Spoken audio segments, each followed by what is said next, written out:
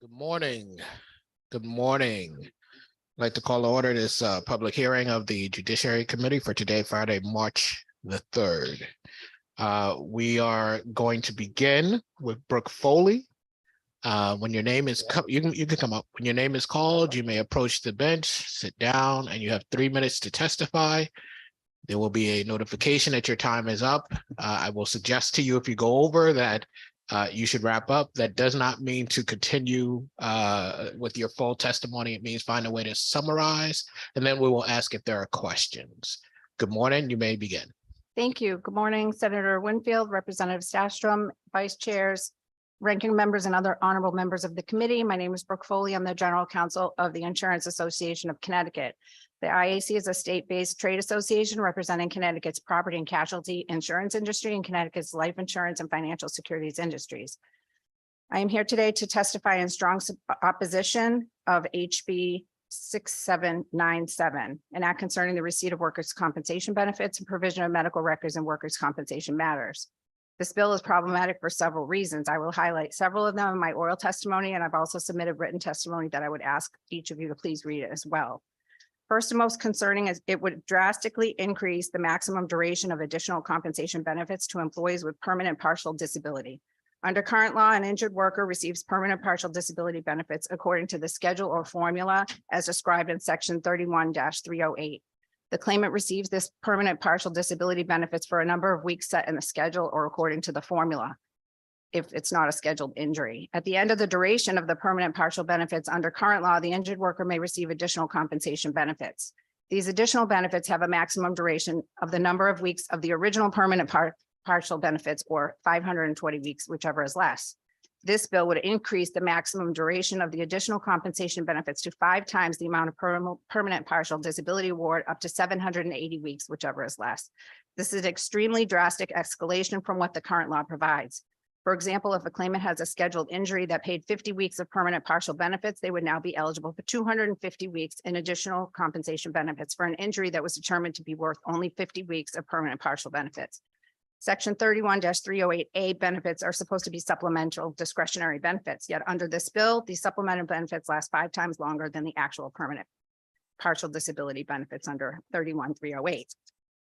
Connecticut's workers' compensation costs for permanent partial disability claims are already significantly higher than the national average indemnity cost. A huge increase in additional benefit maximums in this bill will only drive Connecticut indemnity costs higher and further diverge from the nationwide indemnity averages. The bill would also require employer workers' compensation medical plans to include an administrative process that permits the employee to seek without limitation a determination of necessity and appropriateness of medical and healthcare services recommended by providers of a medical plan, and the payment of such appropriate medical necessary healthcare services. Requiring this new administrative process within a medical plan would increase associated costs as well as delays and disputes. Moreover, the statutory language that the claimant may seek determination without limitation, as opposed to say one determination, creates an entirely new level of potential disputes, delays, and unnecessary costs added to the system. It further requires medical providers or third-party records custodians to provide medical records within 30 days of request. While we support efforts to reduce undue delays in providing medical records, the bill imposes penalties on medical providers and third-party records custodians for failure to provide the records. The fines are $25 per day, and after 30 days, increase to $100 per day. Could you summarize? Sure. The bill would add significant unnecessary costs to workers' compensation process. It would cause workers' compensation rates to increase substantially, which will harm employers. It would create unnecessary administrative processes that will interrupt and prolong the compensation process, take workers away. Thank you. Senator Kissel. Thank you very much, Chairman Winfield. Good morning, Attorney Foley. Nice to see you before this committee again. I'm very sympathetic to the proponents' desire to get expeditious delivery of medical records. And so any kind of language that you can provide that might help get us from A to B, that would be helpful. I understand your concern with penalties on a per diem basis. I have concerns like that too, but sometimes you need a fire underneath certain individuals and institutions to get them to move the ball. Regarding the additional costs and benefits, I share some of your concerns, but I'm wondering if you can translate into I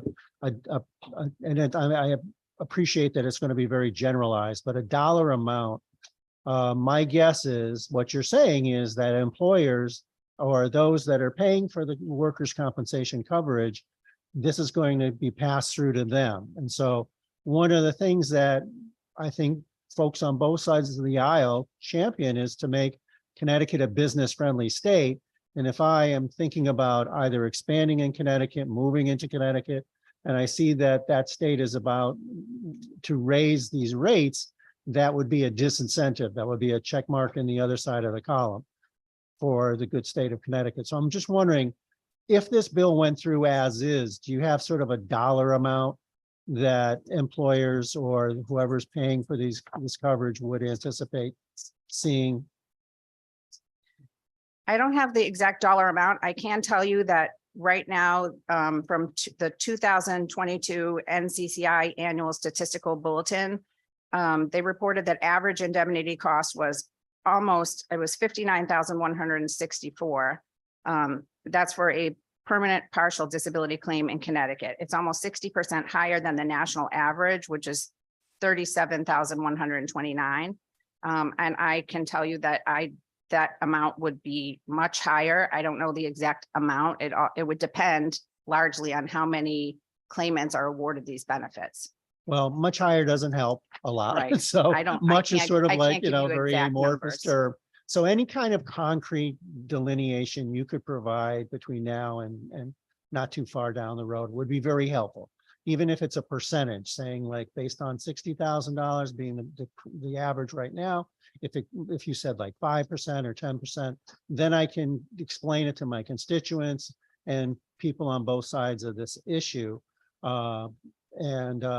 As far as your other statement, that, we're very well aware that here in the Northeast, for a variety of factors, not the least of which is quality of life, but the other things that we're trying to tamp down on, it's more expensive. And so to the extent that we can have control over some of those things, I'm pushing in that direction.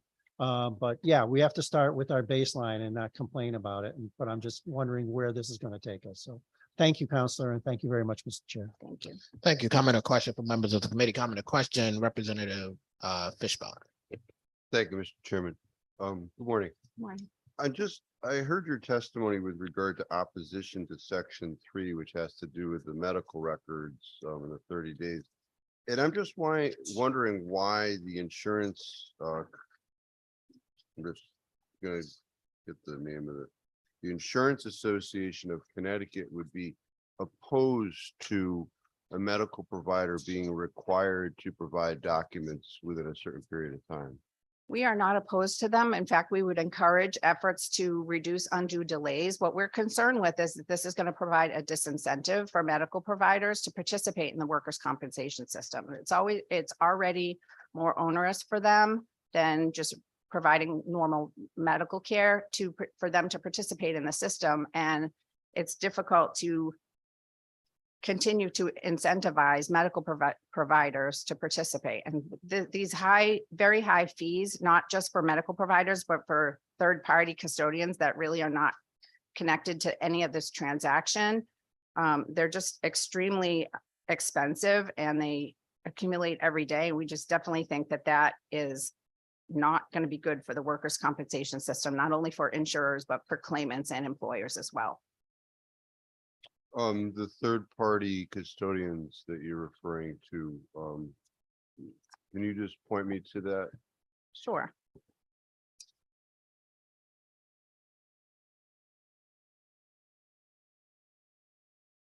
I mean, certainly a medical provider could impute their responsibility to an electronic archiving company that where those requests would go.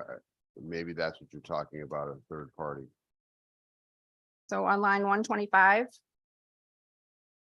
if a medical provider has contracted with a third party to provide upon request copies of medical records, a third party provider who fails to provide such records within the time frame shall be assessed a mandatory penalty of $50 per day payable to the requester until the date on which the records are received. If the mandatory penalty is not voluntarily paid by the third-party provider within 30 days of untimely provision of the records, the workers' compensation administrative law judge will impose an additional mandatory penalty on the third-party provider of $150 per day for each day beyond the 30 days.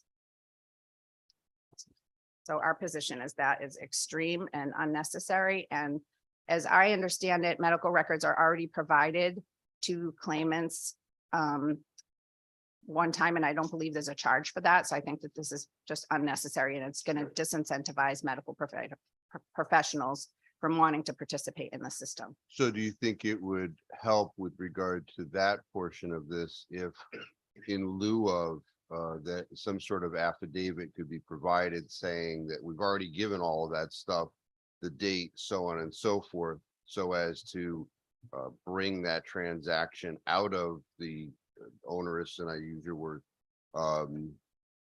structure here? Would that suffice? I think that's fair. That's a good suggestion. Okay. I know that we have several medical professionals and companies that have submitted testimony on this bill, and their testimony would be very helpful in that regard to come up with different ideas.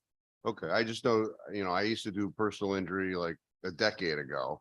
And, it was one of the reasons why I don't do it anymore is because I'm trying to get records and, and then the provider's saying, well, not my fault. It's this people's, so I think we got to do something. And hopefully we can get there. So thank you, Mr. Chair. Oh, the other thing, I know this is not your area of expertise. Do you happen to know why Yukon and the United States government would be exempted from all those requirements? I don't know. I did see something in here about the state medical professionals would be exempted, but I don't know why Okay. it was written that way. No problem. Thank you. Thank you, Representative. Comments or questions from other members of the committee? Comments or question, Representative Quinn? Thank you, Mr. Chairman. And just so I lay my cards on the table, this is my bill, especially the 308A portion of it. And I've been representing injured workers for close to 25 years. So I have a good idea of what is working and what is not working. In dealing with the medical records issue first, generally all that a claimant is handed at the time of the office visit is an out of work slip.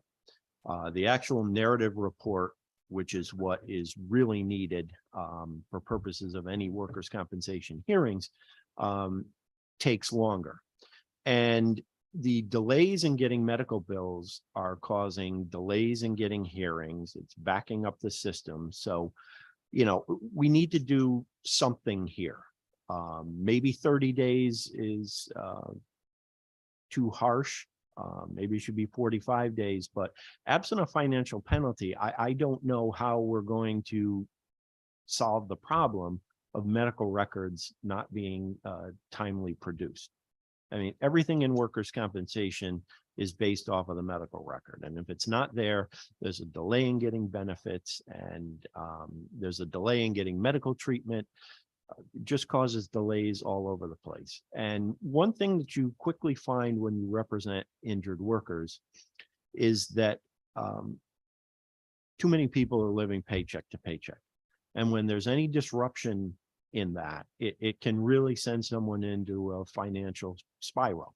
So, I'm open to hearing suggestions, but the point is we need to make a change on the medical records because it is just becoming that much of a problem in the system. And it's not just a problem for claimants, it's a problem for respondents too. If you're continuing to pay something because the last medical report isn't available yet, and all of a sudden that medical report is available and you didn't need to pay that, you've paid it. And at that point, nobody's going to order the claimant to turn the money back over. So, I think there's a mutual interest in having medical records come out more quickly. In terms of the 308A benefits, prior to the major reforms in 1995, an injured worker had a lifetime entitlement to 308A benefits. What my point on that section is that the change that was made is not sufficient to compensate injured workers who are unable to either return to their previous job or find equivalent employment because of the permanency that they've been given. Even with my proposed changes to it, it's still discretionary. And many injuries that result in a permanent partial impairment do not result in any sort of permanent work restrictions. And it's the permanent work restrictions is what entitles you to the post-specific 308A benefits. So, you know, I'm open to discussions on both of those, but, you know, keeping it the way it is not an option for me.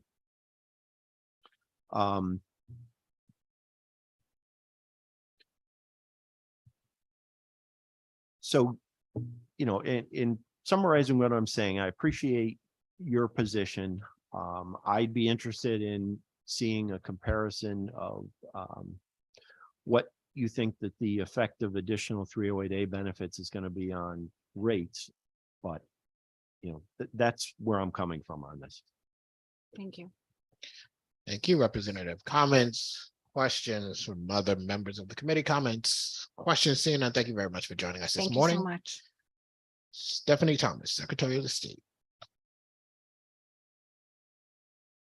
Good morning, and when you are seated, you may begin.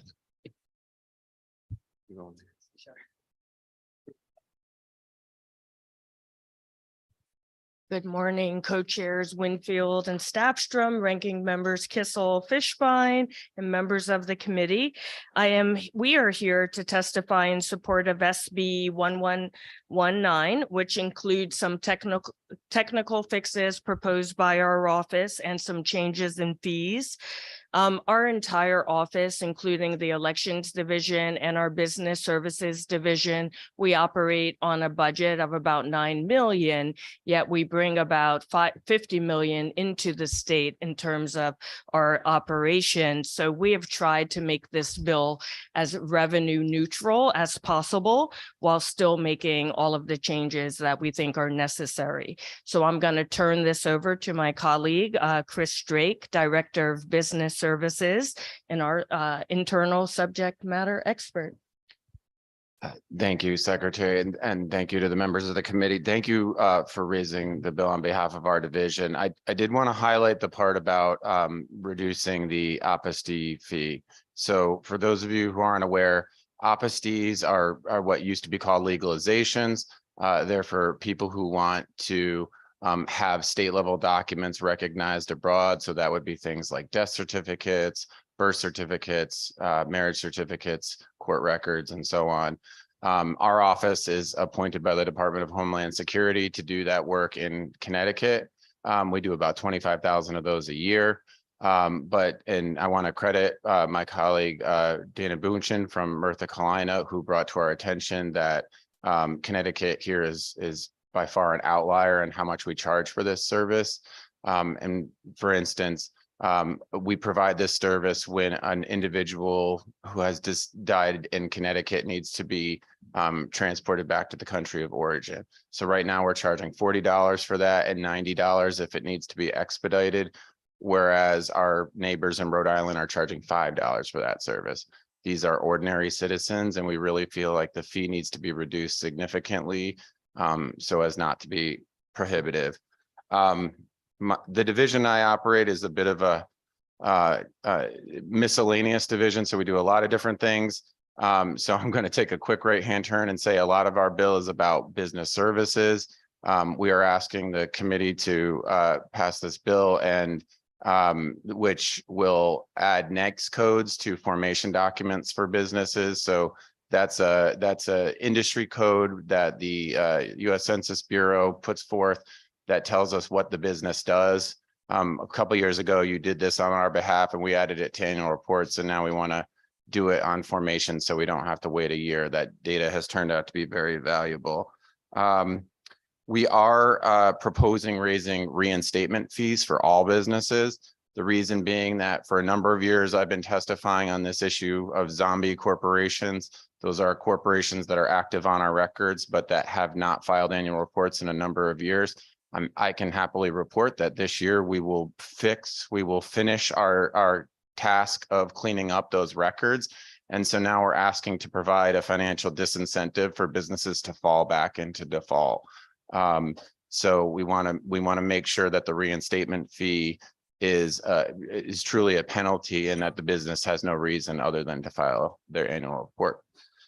So thank you to the committee for your time, and I urge favorable passage of the bill.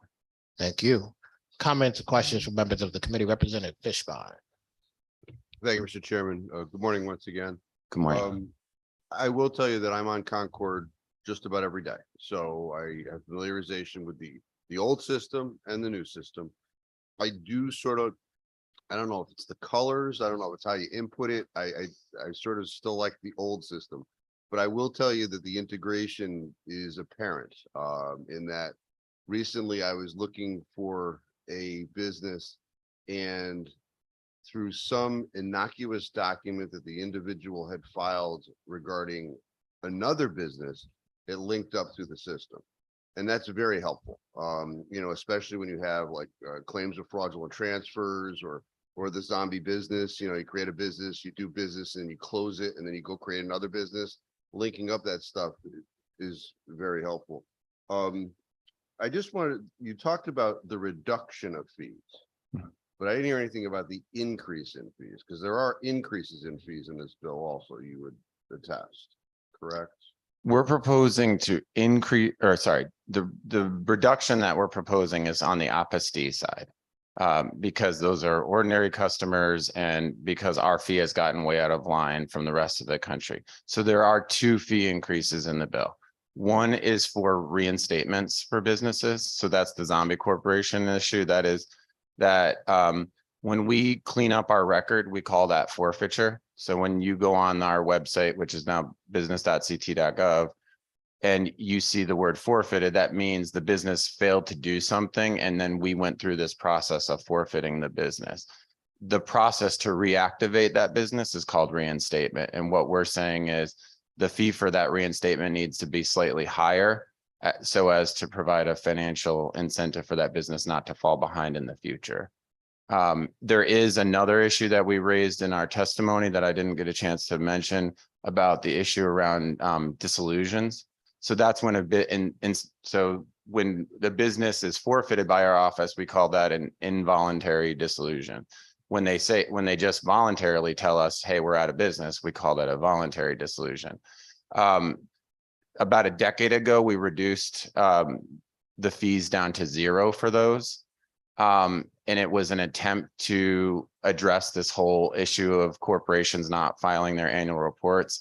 It really didn't do much to impact that problem. But what it did do was raise, I don't want to oversell the issue, but we do see fraudulent dissolutions. And it's primarily because it's a free filing and very easy to do online. So people who have an incentive to mess around with other people's business sometimes will file a dissolution simply to, you know, impact that person's life. Yeah, I have a case directly on point, and yeah, they got a judgment, and then they dissolve because the counterclaim basically becomes invalid. It's a mess. But is it your position as a agency in the state of Connecticut that increasing a fee or a fine is more apt to bring people in line? Are we talking about the dissolution or the reinstatement? We're talking about the reinstatement. So you have an Okay. involuntary dissolution because it's a zombie corp and they haven't filed documents. And you're saying, it appears policy-wise, Mhm. that increasing, in fact, I think doubling the fine or penalty here incentivizes them not to become a zombie corporation.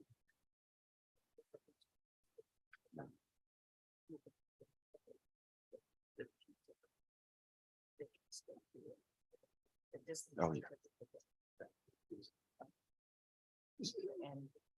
So quick, yeah, and a lot of this predates me in the office. So from 1994 to 2018, we did no forfeiture activity. And so that's how we ended up with the zombie court problem. So we had we had businesses that would register, but we did nothing to weed the garden. So we would allow, we would allow the plants to be plants, but we did nothing to maintain the registry, right? So in 2018, we started to enforce the existing law to say, if you don't file your annual reports, there's gonna be a consequence. And so what we ended up with is some businesses were decades behind. And then in that case, it was a no-brainer for them to allow us to forfeit them and then reinstate, because it was far cheaper than paying the annual report fee for 15, 18 years. We are now at a point where we've gotten all those entities off our record, and we're talking about businesses that are much more recently in default. And so if you take annual LLCs, for instance, the annual report fee is $80, but the reinstatement fee is right now 120. We're proposing raising it to 250. If the business is 2 years behind on their annual report, it provides no incentive at all for them to actually file. They should just let us forfeit them, and it's cheaper for them to just file a reinstatement. So, and the secretary made an excellent point where the current law provides lots of notice. So number one, we're not even allowed to do this until the business is more than 1 year past due on their report obligation. And number two, we have to give them 2 written notices. So we have to give them a notice that says, we intend to do this if you don't file your report. And then we have to give them 90 days to cure. So they have the option, if they want to file whatever reports and avoid this consequence altogether. Move to strike is non-responsive. So the question is whether or not it appears to be your position. I mean, if you comply, it's $80 to file your annual, right? But if you don't comply, there's going to be a fee. There's a fine right now at 125, and you're, through this legislation, proposing to make it 250. You're saying that will make more people apt to pay the 80 and Right. file the report originally. So public policy wise, you're saying that increasing fees, in your opinion, brings people more in line to comply with the original lawful edicts of the government. Sure, right. And I would posit that that's the way a lot of fees work. So if I have a driver's license and it says that I have to renew by June 1st and I don't renew by June 1st, DMV tacks on a penalty for that late renewal. So we're essentially kind of going in that direction to say we want to incentivize businesses to do what they're supposed to do on time. Yeah, I Well- would characterize it as a fee, not a fine in that regard, as Mr. Drake How just is that, explained. how is that possibly different? It's government coming in and saying, you did not comply with the law, and therefore you need to pay us money, right? So it's just like in criminal court. You got caught dealing cocaine, and as part of your penalty, you have to pay us money. It's a fine. It's a payment by the accused and guilty to pay money to government. They are akin. Only if they don't meet a deadline. I thought Mr. Drake's driver's license example was a good one. Yeah, I'm just looking at the public policy aspect. So I thank you for your answer. Thank you, Mr. Chairman. Thank you, Representative Fishbine. Very perceptive. Comments or questions from other members of the committee? Representative Osborne. Thank you, Mr. Chair, and good morning. Thank you very much for being here. Thank you very much for your testimony. Are you open to any kind of appeals process, or is there appeals process for the to appeal that fine? And by the way, number one, thank you for the reminder that my filing fee is due. I'll get to that. But I do remember, and the reason for my question behind the appeal is that, levying a penalty for not filing sort of presumes that the reason is they're just not paying attention to detail or they're aberrant scofflaws. But I do remember I fell behind in my filing fees when I had cancer and I was in the middle of divorce, and it was a lot going on. And I think that a lot of people who are struggling are the people that you're going to be most affecting. So I'm wondering if there's some kind of ability for an appeals process for people who really are struggling and that's why they haven't filed. Thank you very much. The answer right now is no, there isn't. So for instance, if your business is a LLC or a PLLC, the law says thou shalt file an annual report every year and thou shalt pay us $80. And there's no informa pauperis or, indigent provision that says we can reduce the fee if some based on some life circumstance. There's also no such thing as inactive stat or temporarily inactive status. So you're either dissolved or you're active. So we sometimes get that question in terms of like, can I put my LLC on ice for a few years, right? Like you can with your law license.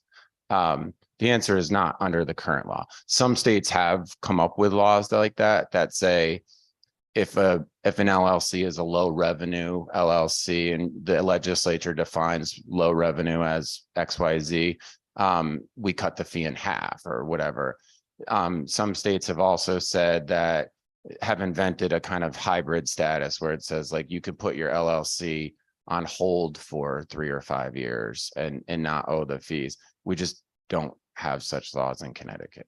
Would you be open to that kind of appeal process? We would. Thank you very much. Thank you, Mr. Chair. Thank you very much. Comment or question from other members of the committee? Comment or question? If not, thank you very much for joining us. Enjoy the rest of your day. Bridget Kostner.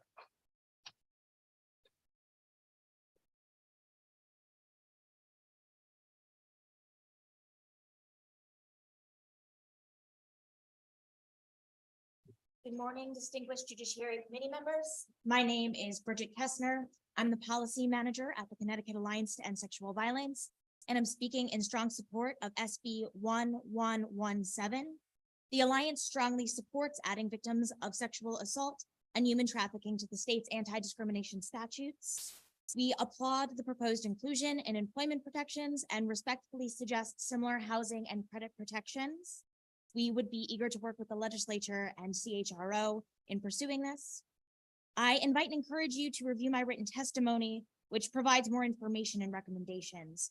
I'd like to use my remaining time, however, to share real victim experiences, to share more about how victims in our state need these discrimination protections. I share with you feedback from one of our staff members. She's worked with numerous victims of assault who repeatedly call out for prosecutor meetings and trials, then fear loss of raises, promotion, and their job entirely. She's commented it's always surprised her that while jurors' jobs are protected, victims can be fired for their necessary attendance at the very same trial.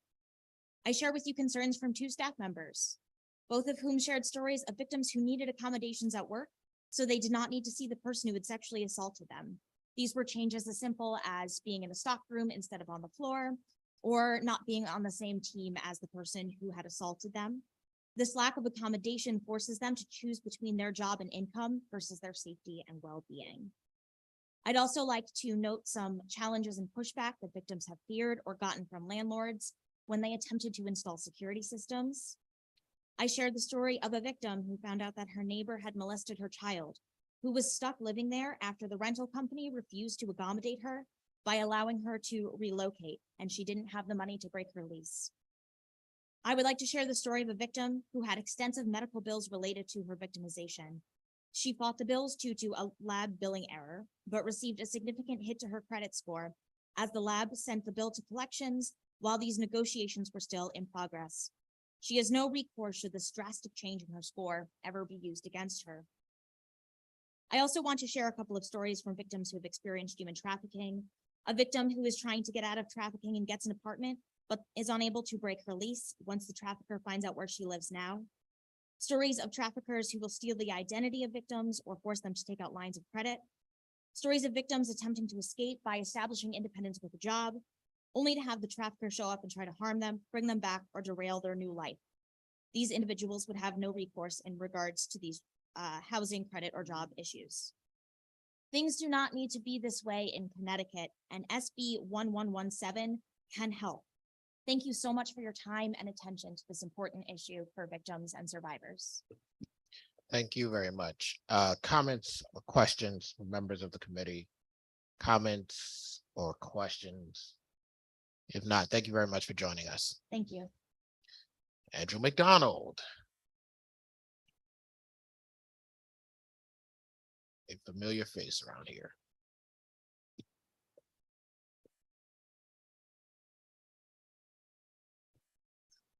Morning, Senator Winfield, Representative Staffstrom, Senator Kissel, Representative Quinn, and members of the Judiciary Committee. I thank you for the opportunity to address you today in my capacity as the chairman of the Criminal Justice Commission.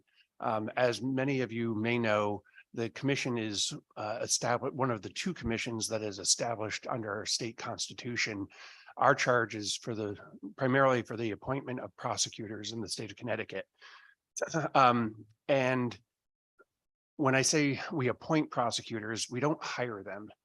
We appoint them, meaning we are conferring upon them prosecutorial authority of the state of Connecticut. And why that is relevant to this bill 1134 that I'm testifying on is because we are disadvantaged right now under the current system, because unlike the public defender's office or the attorney general's office or private law firms, we really can't recruit law students to become prosecutors. To become a prosecutor, you have to be an attorney at law already. And we are asking this committee to open a pipeline for us to be able to recruit law students in the second semester of their third year of law school, just like law firms would do, and allow us to appoint them on an interim basis as a prosecutor, basically in training, but not conferred with prosecutorial authority. Under this legislation, we would be able to do that. And once that individual takes the bar examination within 1 year of that appointment and successfully passes the bar at that point, sort of a aha moment of prosecutorial authority would then be bestowed upon that person.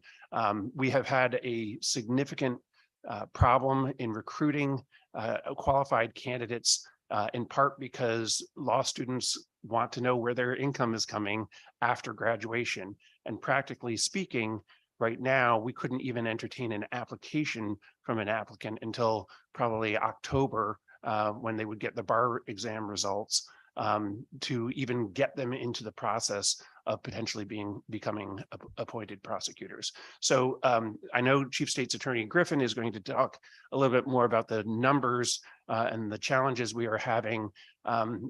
I will tell you that you know, the commission is like every employer, or we don't employ them, we appoint them, but in trying to recruit people, we're having a very difficult time because frankly, our pay scale is less than pretty much everybody. A starting prosecutor starts at $76,000. That's only $8,000 more than a new state trooper in the state of Connecticut. It's less than the Attorney General's office. It's less than the executive branch. So we are having a serious challenge in recruiting people who are qualified for these positions. We're hoping that this legislation will be one avenue for us to open up that that pipeline of prosecutors for the state to interview. Really good timing. I remember what it's like to keep the train Almost running. like you know what we think. Comments, questions from members of the committee. Senator Kissel. Thank you very much, Chairman Winfield. Your Honor, it is just an incredible pleasure to see you here before this committee. Just couldn't be more proud to see one of our former colleagues on the state Supreme Court. And I know that you've been handling really complicated and difficult issues during your tenure there. So I just wish you the very best and appreciate you taking the time to cross the street and come over and testify. And I had no idea, but we're bumping into this issue on a variety of areas. Heard a lot of testimony in general law about trying to get things done. And the businesses come up and testify because they just don't have the employees to fulfill certain required tasks in a timely fashion. And I was not aware that we have this problem with prosecutors. And thank you for taking the time to bring that to our attention. And I wish you the very best. Thank you, Mr. Chairman. Thank you, Senator Kissel. Just for clarification to make sure we all understand what you're asking. So the real difference here is for the student, the point at which the process happens. The student doesn't then have to come back again and go through the process, right? That's the way this legislation is drafted. The commission would appoint them basically on an interim basis as an essentially a legal certified intern. As long as they then pass the bar, once they pass the bar, they would become an actual prosecutor. So as long as the student goes through the process, passes the bar and still wants to, they would get that appointment, I assume, right? It would happen automatically upon the passage of the bar. Okay. And the passage of a background check. Got it. Comments, questions from members of the committee? Representative, okay, my co-chair, you may go. Thank you, Mr. Chair. Justice McDonald, good to see you. So just on that point, just to pick up, would the intern be compensated during the time in which, okay, Yes. all right. Because I mean, I think that's really the key. It sounds The sounds student like, loans kick in automatically. right. I mean, I think that's probably part of the problem you're facing is not just you paying folks less, but you're also asking someone to sit around, wait till October when they've graduated law school in May, and basically not get paid for a period of close to half a year while they wait to maybe get a job. And I should be clear, this is actually not only a solution to a problem, it's a real opportunity. Having these students brought in immediately, but not being able to act as a prosecutor will allow them the opportunity to work with seasoned prosecutors to see how the process is done, as opposed to getting appointed as a prosecutor and walking in the next day into work and being handed a bucket of 200 files that they have to work with. They'll have an opportunity of several months to observe the process and second chair, if you will, the prosecutorial functions in various courtrooms.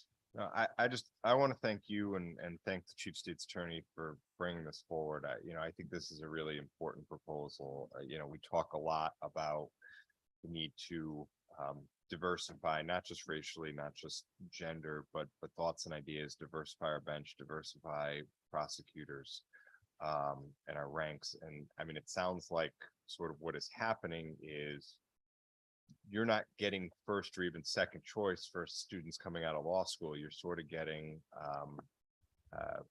whatever has not been taken by private law firms, has not been folks haven't taken jobs with the AG's office or other executive branch agencies that can start somebody sooner. And certainly I remember coming out of law school, the first thought is, okay, well, how am I gonna start paying the bills when the loans kick in, and how am I gonna pay rent and the like? And of course, someone is going to take a job that is going to start to pay them earlier, particularly if it's a higher salary. So you are certainly fighting with two hands behind your back right now.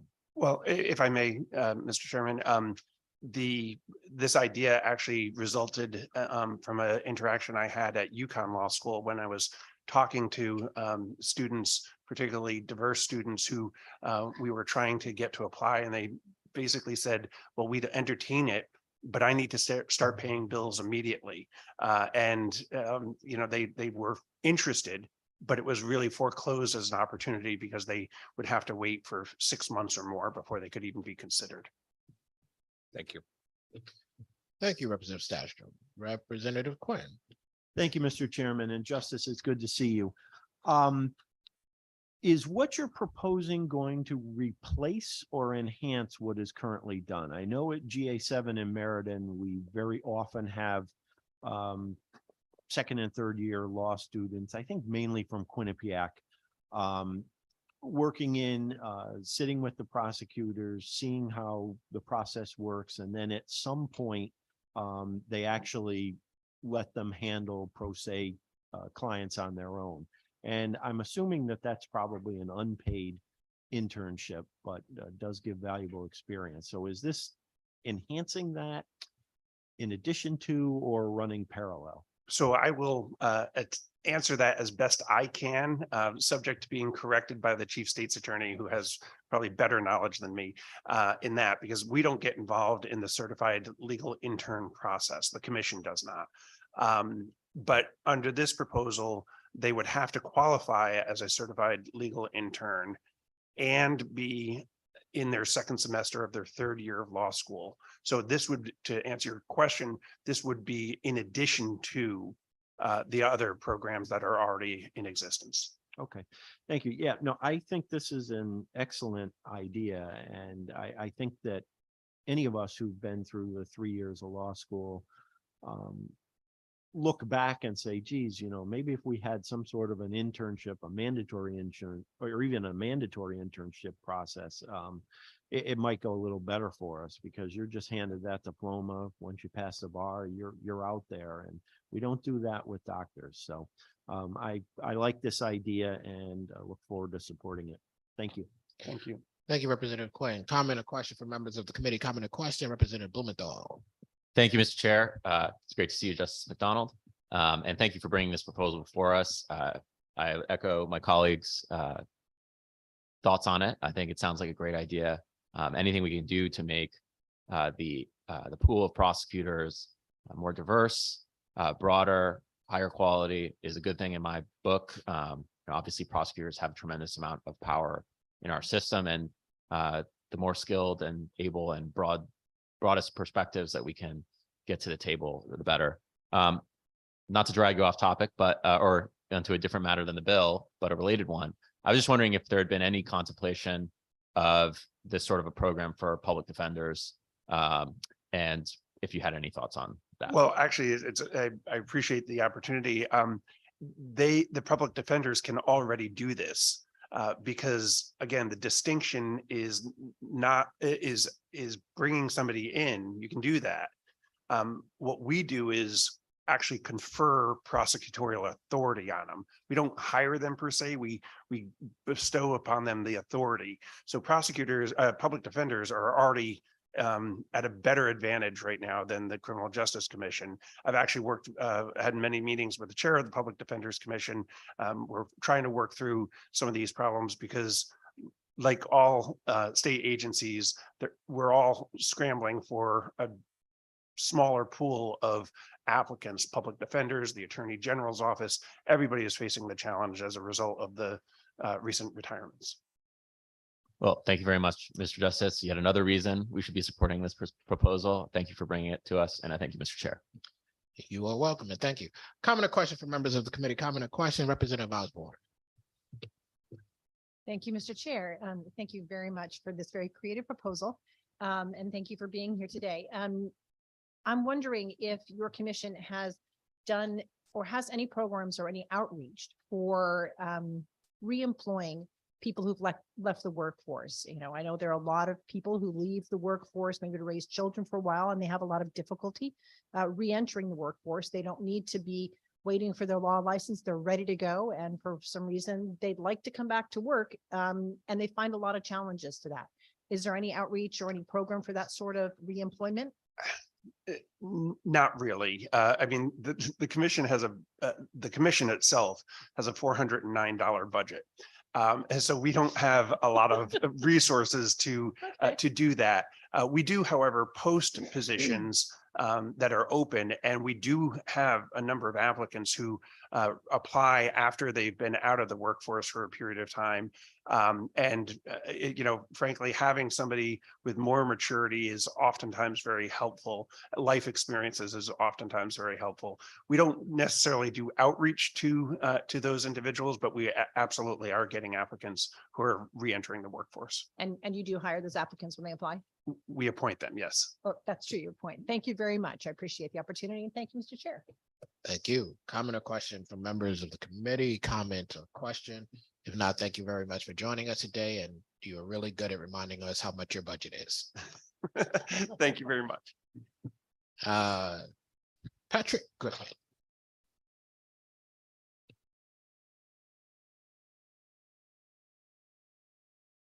Good morning, Good morning. Chief State's Attorney, Senator Winfield, Representative Staffstrom, Senator Kissel, distinguished members of the Judiciary Committee. The Division of Criminal Justice does support Bill 1134, which is Justice McDonald has expertly laid out is a necessity at the present time. I'm going to just spend a couple of minutes sharing some numbers with you. So I was appointed in May of this year, and like most state agencies, the Division of Criminal Justice is really in a period of transition. We lost approximately 30% of our total workforce and about 21% of our prosecutors. And that's pretty significant when you look at our total numbers. So currently we have 203 prosecutors staffing the courts around the state. Since around June, we have hired 23 prosecutors. The division and the commission has met on 10 separate occasions. But it is a difficult process in terms of attracting those individuals who are about to recently graduate from law school, because we cannot engage with them until they pass the bar. And by the time they pass the bar, generally speaking, they have engaged with another employer. And so, as Justice McDonald indicated, there are a number of tangible benefits to this, collateral benefits to this. Apprentice prosecutors, as Representative Quinn made mention, this would enhance, not detract from our internship program. This would not detract from our fellowship program. But if we were able to appoint an apprentice prosecutor, for example, they would be able to go immediately through, once we had a number of them, our boot camp process, which is our 6-day total immersion, academic immersion into being a prosecutor 101, so to speak. We can do that right away. So for the reasons that Justice McDonald laid out, perhaps more articulately than I am, I'm encouraging this body to support this bill. Thank you. Thank you, Senator Kissel. Thank you very much, Chairman Winfield. Chief Justice, great to see you again. Regarding the way the apprentice program would actually work, one of the things this committee has always been trying to do, or at least been doing for a couple of decades, has been actively trying to diversify the judicial branch. I remember when my friend and former colleague, then Senator, now retired, semi-retired judge, Hartford mayor candidate, Eric Coleman, and I visited a high school in Hartford, trying to see how race impacted law enforcement and trying to look at that. So knowing that we as a state have an evince goal of diversity, how would the apprentice program work as far as selection? In other words, and I don't personally favor any kind of quotas, and I think that the legitimacy of something like that is debatable, has been in the courts and various matters, but still striving to have a reflection of the diversity of Connecticut, both racially and ethnically, and as far as gender, and gender's not even binary anymore. And I'm just wondering, because let's say that all of a sudden this is a great success and someone doesn't get selected, you know, I hope there's no grounds for them to then challenge the selection process. So I'm just wondering what that actually entails mechanically. Well, there's a couple of components to that question. First, the division has made, I think, aggressive steps towards diversifying its workforce. Since May, in my appointment, we've hired 17.4 diverse new hires. What's clear to me as a new chief state's attorney, however, is that we are missing diverse candidates who are getting offers prior to the passing of the bar. So I think that this particular program would enhance our ability to be more nimble, if you will, to be more aggressive in attracting minority candidates. This week, or last week rather, we had an event, a Black History Month event at the division, at the chief's office, and we brought in our alumni of people of color who have left the division. Many of them have gone on to very distinguished careers on the bench at various levels, in corporate practice and other state agencies.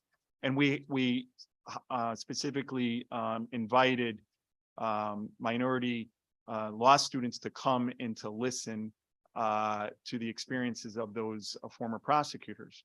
So I don't think that In terms of the hiring process, it would still be the same. I mean, an individual would apply. But it would remove the prohibition that they would have to pass the bar before they could apply to the division. As an apprentice, they would be able to be appointed. I think there's tangible benefits to that appointment. I don't think there would be grounds for complaints if unfortunately, and there will be applicants who are not selected. The same process will be followed. They'll go before the Criminal Justice Commission. There'll be a hearing and an interview and a vote taken. So I really just think this makes us more nimble and more aggressive. And one of the things that's very clear to me as a new chief is that we have to change the method in which we're attempting to recruit. We just can't sit back as a division and wait for people to come to us.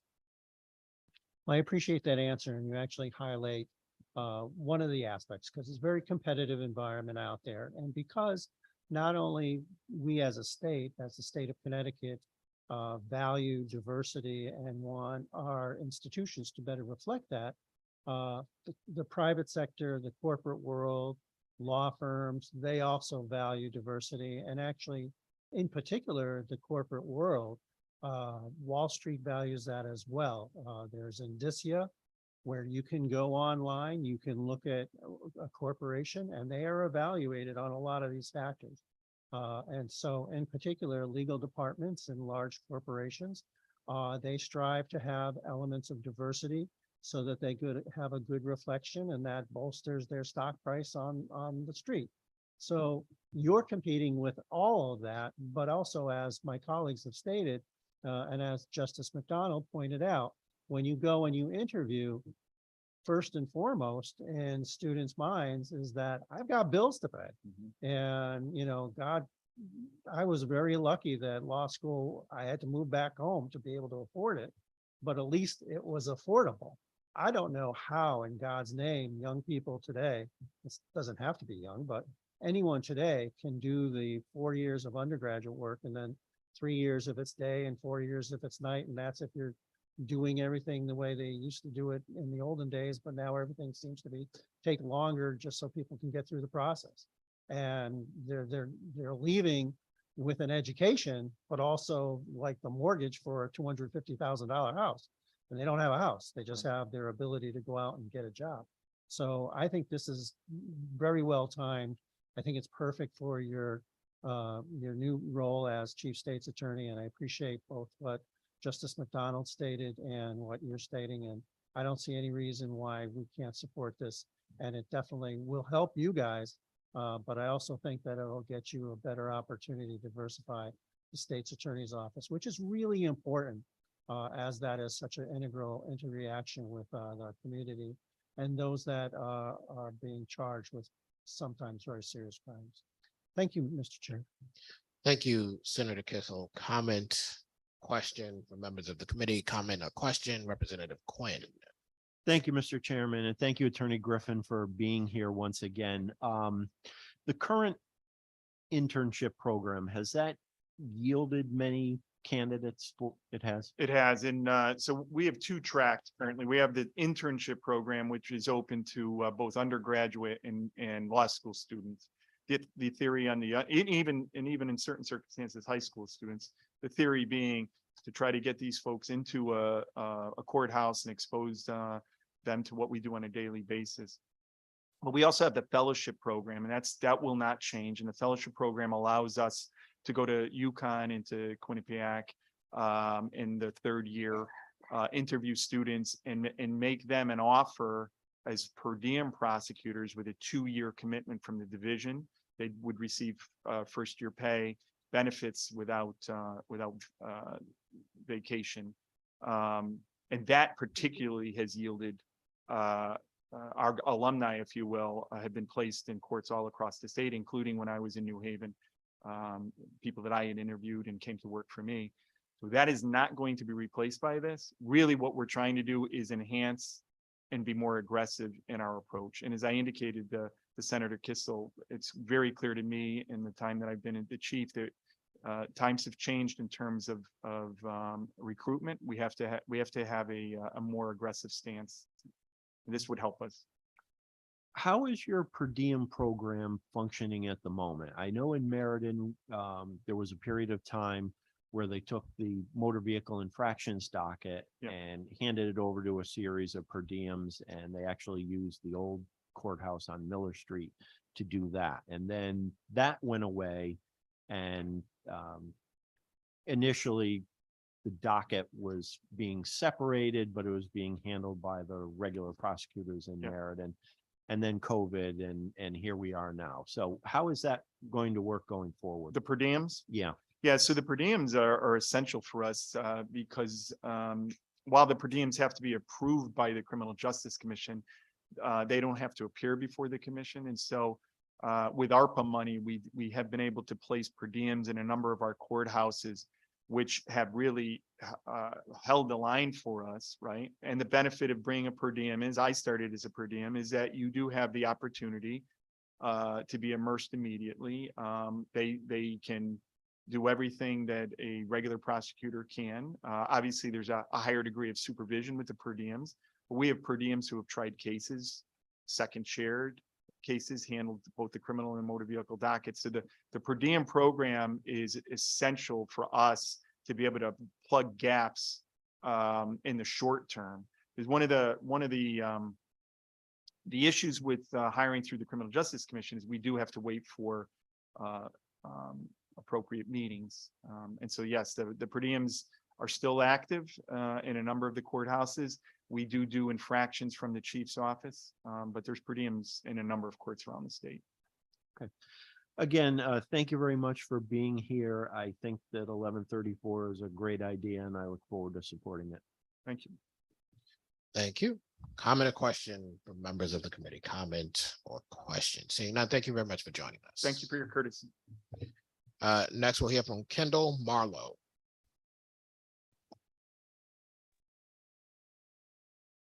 Thank you, Mr. Chair, and the committee for the opportunity to testify today. I am Kendall Marlowe, assistant professor at the Kemp Center for the Prevention and Treatment of Child Abuse and Neglect, and public policy consultant for the Kemp Foundation.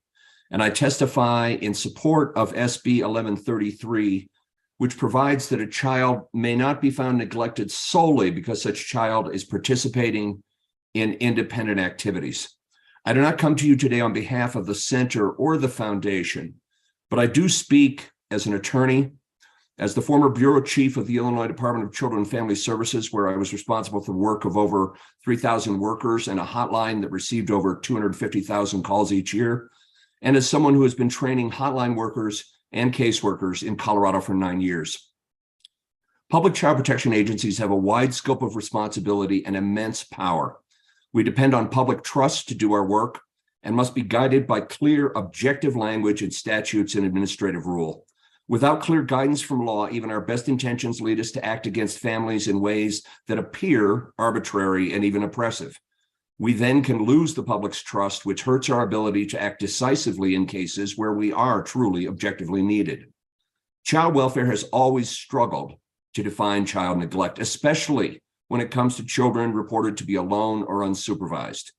Getting on your bike by yourself to go to the park or library is an ordinary activity of childhood.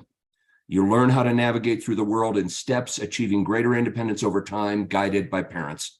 It's called growing up, and it happens every day in every state. Current law and guidelines in Connecticut are well-intentioned, but include vague, subjective language and unfounded assertions that youth of a particular age are inherently incapable of functioning without constant line of sight supervision. There is no empirical evidence to support this. This approach can inadvertently harm children and families, while it simultaneously undermines your child protection agency. Without clear and reasonable standards, individual workers make seat-of-the-pants decisions, and quasi-criminal investigations of innocent kids and parents strike fear into the lives of families. It can be said that these investigations generally go nowhere and parents are absolved, and so in basketball terms, no harm, no foul.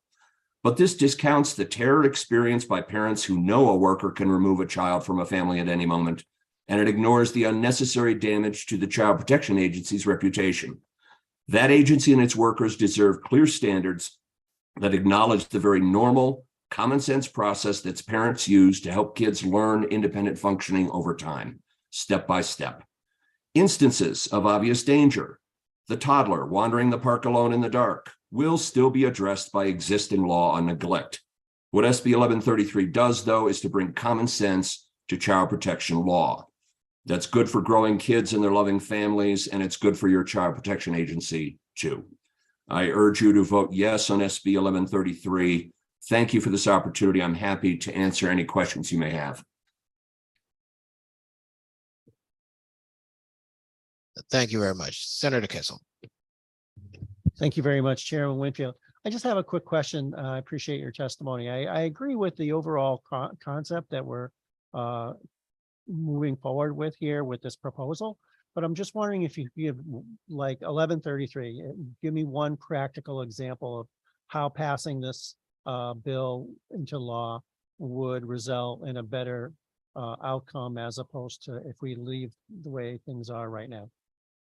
Passing this law would mean that if a worker gets a call and goes out and sees a kid alone playing in the park or walking down the sidewalk to the library, they will still approach that child, make sure that child is safe, assess for any risk of harm, but they will not be able to say to themselves, and they will not say to themselves, just because I found a kid that does not have an adult in near proximity does not mean that the kid, just because of that, solely because of that, is in danger.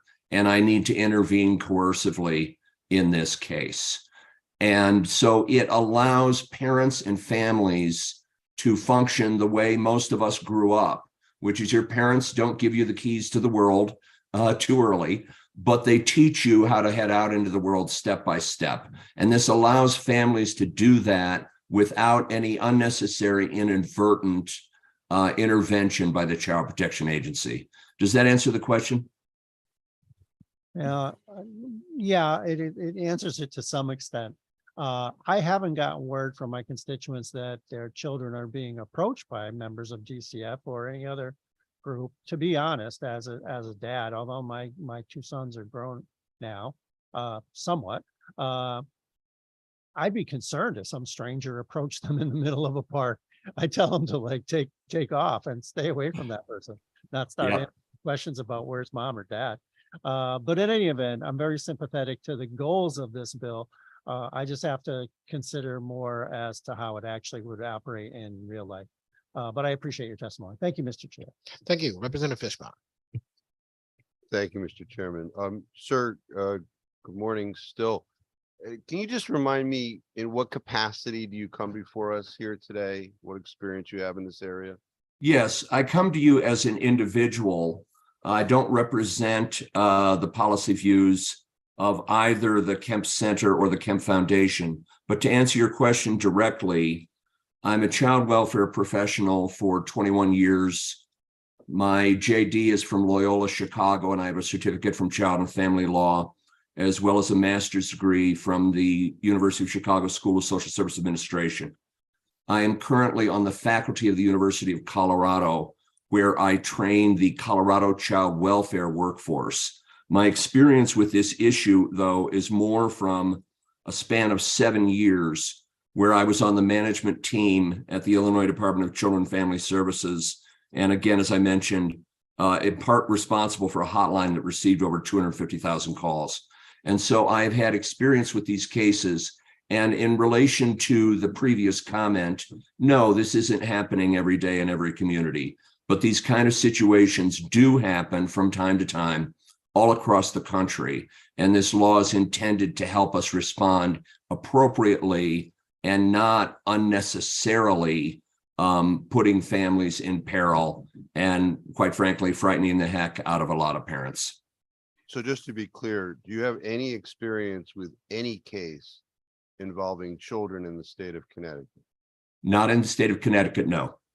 Do you have any knowledge as to the laws involving DCF, their regulations that are codified in the state of Connecticut? I do, but I would recommend that these more detailed questions about Connecticut law will be able to be answered by an attorney you're going to hear from by the name of Diane Redleaf. And Diane Redleaf was directly involved in the drafting of this. But yes, I am aware of the language of this law and the current provisions in Colorado law, in Connecticut law, including the guidelines that guide caseworkers' decisions in these cases. So then I trust that you have reviewed the language in 1133 for the purposes of today's testimony. Yes, I have. Thank you. So can you tell me specifically in line 6, there is a modification. We are, and I'll read the beginning of that second just to put it into context. Presently, the law says that if children may be found neglected, a child, if they are being denied proper care and attention, so on and so forth.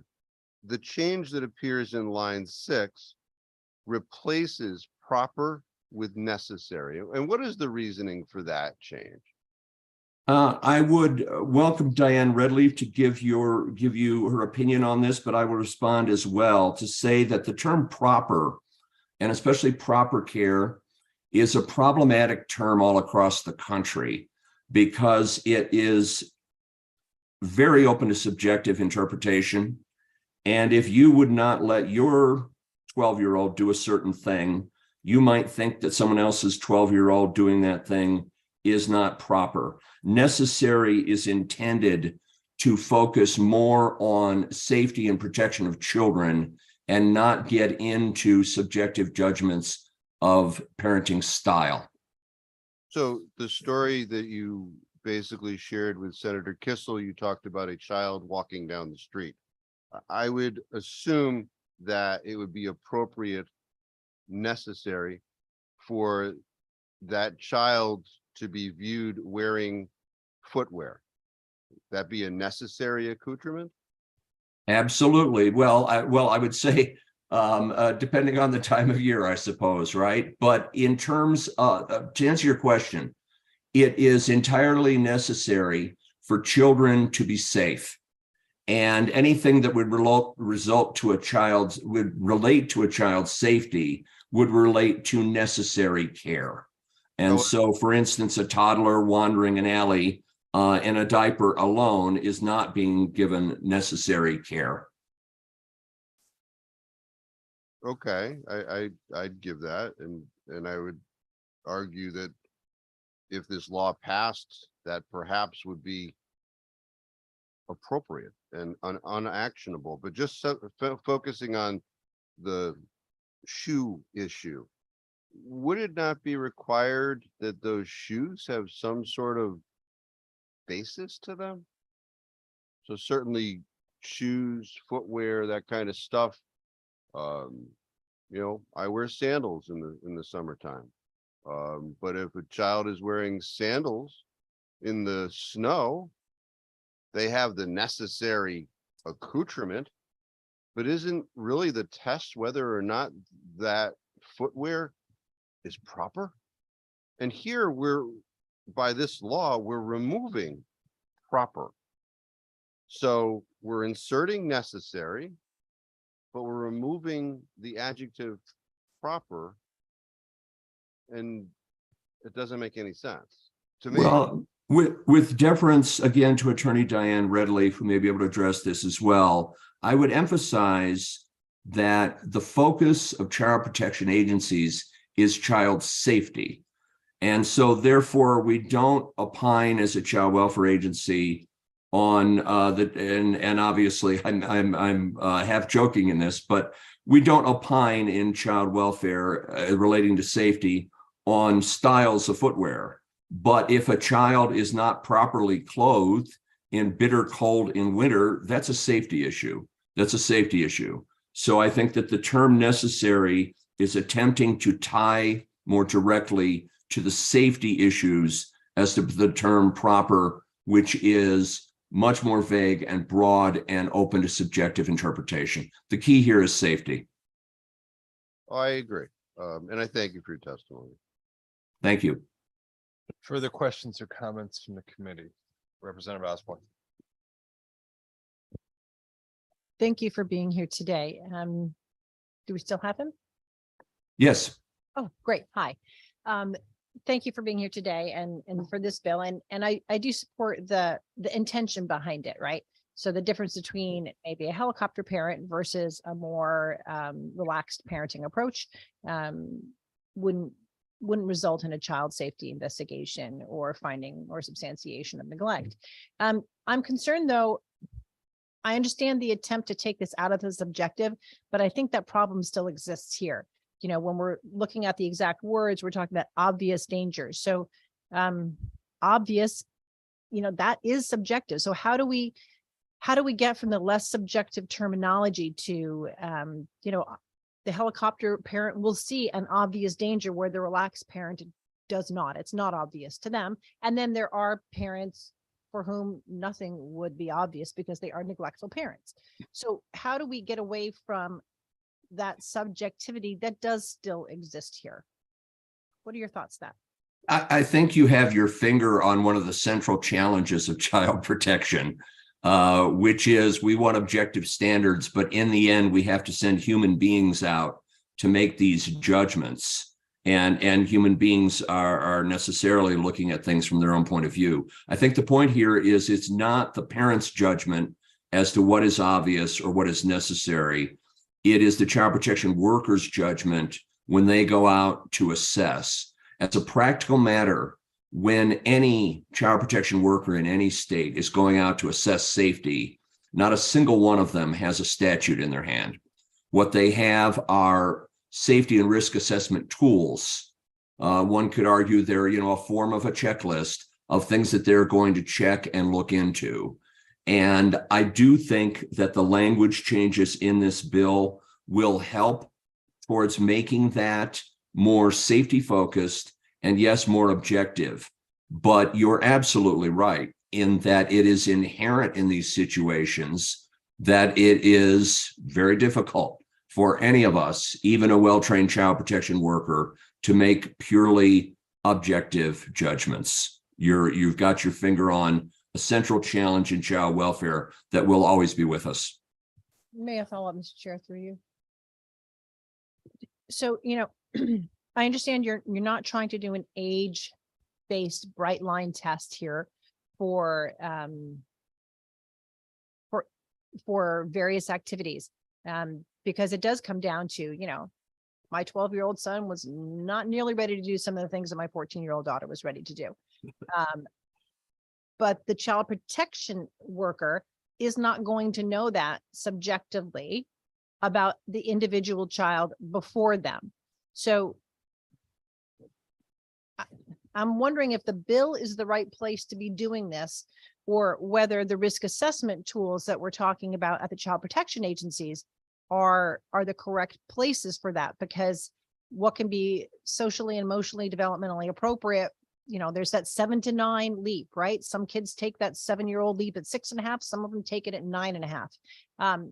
But how does a child protection worker looking at a safety risk assessment tool make the subjective determination whether this child has taken that leap and this activity is appropriate for them, or whether this parent has even been aware of what's appropriate within that social developmental range, and whether this parent has appropriately judged whether this child can do that activity, engage in that activity? My answer is I think that this ideally is addressed in both statute and rule, because rule is meaning the rules that then govern the creation of those tools. Rule is based on the statute. And I would argue that the statute in Connecticut, in addition to the accompanying guidelines, which do have some very specific age-related limits, in those, the law and those guidelines in Connecticut are unnecessarily vague. And when they do provide more specific direction, that direction is not based on our current knowledge of child development. So the short answer is, I would recommend that you do both. I would recommend that this, the language in this bill would help that, but that then, yes, it would be incumbent upon subsequently then your state child protection agency to look at the actual tools they're using and determine which questions, which factors are those workers supposed to be using to make those judgments. So I would do it in both arenas. Thank you very much for your response. And I certainly hope that we'll be hearing from somebody at DCF with the knowledge about Connecticut's guidelines and Connecticut's regulations around these safety risk assessment tools. Thank you very much, Mr. Chair. Representative Blumenthal. Thank you, Mr. Chair. And thank you, Professor Marlowe, for being with us here today. Just had a question about the criminal justice side of this issue and this bill. There have been reports around the country about what I will, I guess, loosely call the criminalization of differing parenting styles. There's been evidence that some of these criminal consequences attend parents of color disproportionately.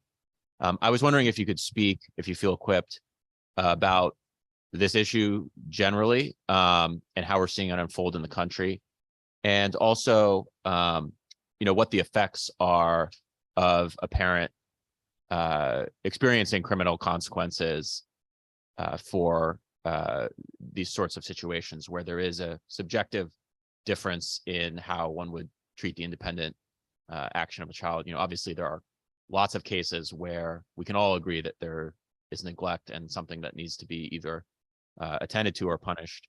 But for these more subjective cases, what are the effects, and how are you seeing this issue unfold across the country? Thank you. Yes, I would first acknowledge that there are absolutely cases that would call for not just child welfare system involvement, but criminal investigation and criminal prosecution. And those would still occur, and those would still, I'm sure, in Connecticut be prosecuted. In terms of the effects, you are right to say that generally speaking, and no, this is not tracked specifically enough that I think anybody could give you reliable numbers on this, but generally speaking, families of color are much more likely to be called in, whether the call goes to the child abuse hotline or whether the call goes to local law enforcement. Families of color are much more likely to be called in these situations. And, you've heard of driving while black, growing up while black is sometimes scrutinized in a similar way. And so the effects of these, setting aside cases of severe neglect where the parent needs to be held accountable and the criminal justice system is very much involved. The difficulty here is not with those cases. The difficulty is with those more subtle distinctions about a kid who is alone. It does not in any way rise to the level of a crime, but the child welfare system is taking a look at it. And in the child welfare interventions, I would also say that we are much more likely to receive these calls on a child of color in an impoverished neighborhood than we would be receiving these calls on any of my boys who are riding their bikes all over town on a daily basis. So it is a broader issue as well. And I think you're right to consider how this issue is handled by the criminal justice system as well. Well, thank you very much. It's obviously a very complex issue, and there are a lot of things we need to look at and calibrate here. But I appreciate your testimony before us today. Thank you, Mr. Chair. Further questions? Thank you. Seeing none, thanks for being with us. Link Woodard. Yes, good morning. Good morning, Chairman Stafford, Chairman Winfield, ranking members Kissel, Fishbein, and other members of this important committee. My name is Lincoln Woodard, and I'm testifying on behalf of the Connecticut trial lawyers in opposition to House Bill 6598, an act concerning evidence of the use of seatbelts in civil cases as a defense by a wrongdoer who causes a crash and injuries. Sorry not to be here with you today live, but I have a recent COVID exposure and I'm negative, but I still have minor symptoms, so thought it best to be here remotely. I'm former president of the CTLA and remain active in the organization, whose mission it is to protect injured victims to full and fair access to justice. House Bill 6598 is another attempt at tort reform by the insurance and trucking industry that really does absolutely nothing to make our roads safer for people lawfully using them. Instead, it would unfairly allow a negligent or reckless driver to deflect responsibility for harms and losses resulting from their actions. It's simply bad policy to make a legislative change like this, and the laws at stand should be left alone. 30 states, a vast majority of states, have similar laws that don't permit this type of evidence to be offered by a defendant that causes harm on our roads. The reason for current law as it has existed since 1985 is that the use of a seatbelt is not the cause of a crash. There are many scenarios that would create unfair results to those innocently injured. If someone is struck by a reckless driver, gets knocked unconscious, and someone at the scene unbuckles them to render aid before emergency personnel arrive, the police or EMT may document that that person is unbelted. I've seen this inaccurate documentation in police reports in my own cases. Several years ago, I had a case where my client had undergone recent back surgery. His wife was driving and he had to lay in the back seat during a long drive to relieve his symptoms. He was injured when they were struck from behind by another vehicle. Why should he be blamed for injuries to allow that negligent driver to be absolved? Our laws protected him at the time from that unjust defense. This bill would essentially now give that reckless, negligent, distracted, or drunk driver a free pass to argue that this was all the fault of an innocent victim who didn't wear his seatbelt, which again did not cause the crash. Our existing laws on this issue are consistent with a similar law we have where if someone's injured and has a pre-existing condition, like my client with back surgery, and it makes them more easily injured from a crash, that person who we consider as an eggshell victim is still entitled to recover for all the injuries caused by the negligent driver, even if that person is more seriously injured than if they didn't have the condition. Seatbelts, of course, protect occupants to make them more safe, but the lack of a seatbelt does not cause an accident or make our roads unsafe for anyone else lawfully using them. There's no legitimate public safety issue that is advanced by this proposal, and we would strongly urge you to oppose House Bill 6598. I'm happy to answer questions. Senator Kissel. Thank you very much, Attorney Woodard. Great to see you. I'm sorry that you're not feeling well, and hopefully you don't have COVID and that you rebound in the next few days. And again, I think the bell was like tailing off, but your testimony is not by you as an individual. And I appreciate your experience regarding this issue, especially eggshell skull theory, which I'm familiar, but you're also speaking on behalf of the Trial Lawyers Association. Yes, that's correct. I appreciate that. As I've stated in the past, I really appreciate the advocacy of the members of the trial bar. I think they do a tremendous job in representing the rights of victims. And clearly the single thing in your testimony that resonated the most with me is that we should not create a system where the victim in a situation ultimately bears any part of the responsibility for the negligent, if not reckless or intentional misbehavior of others in society. So thank you for your time and efforts, and I hope you have a great day. Thank you, Mr. Chair. Thanks, Sam. Representative Blumenthal. Thank you, Mr. Chair, and it's great to see you, Attorney Woodward, although obviously we wish you well and we wish we could see you in person today. I was just wondering, first of all, could you talk about if this bill were to pass, how that might affect the conduct of trial, what sort of issues of proof or trial presentation it might create?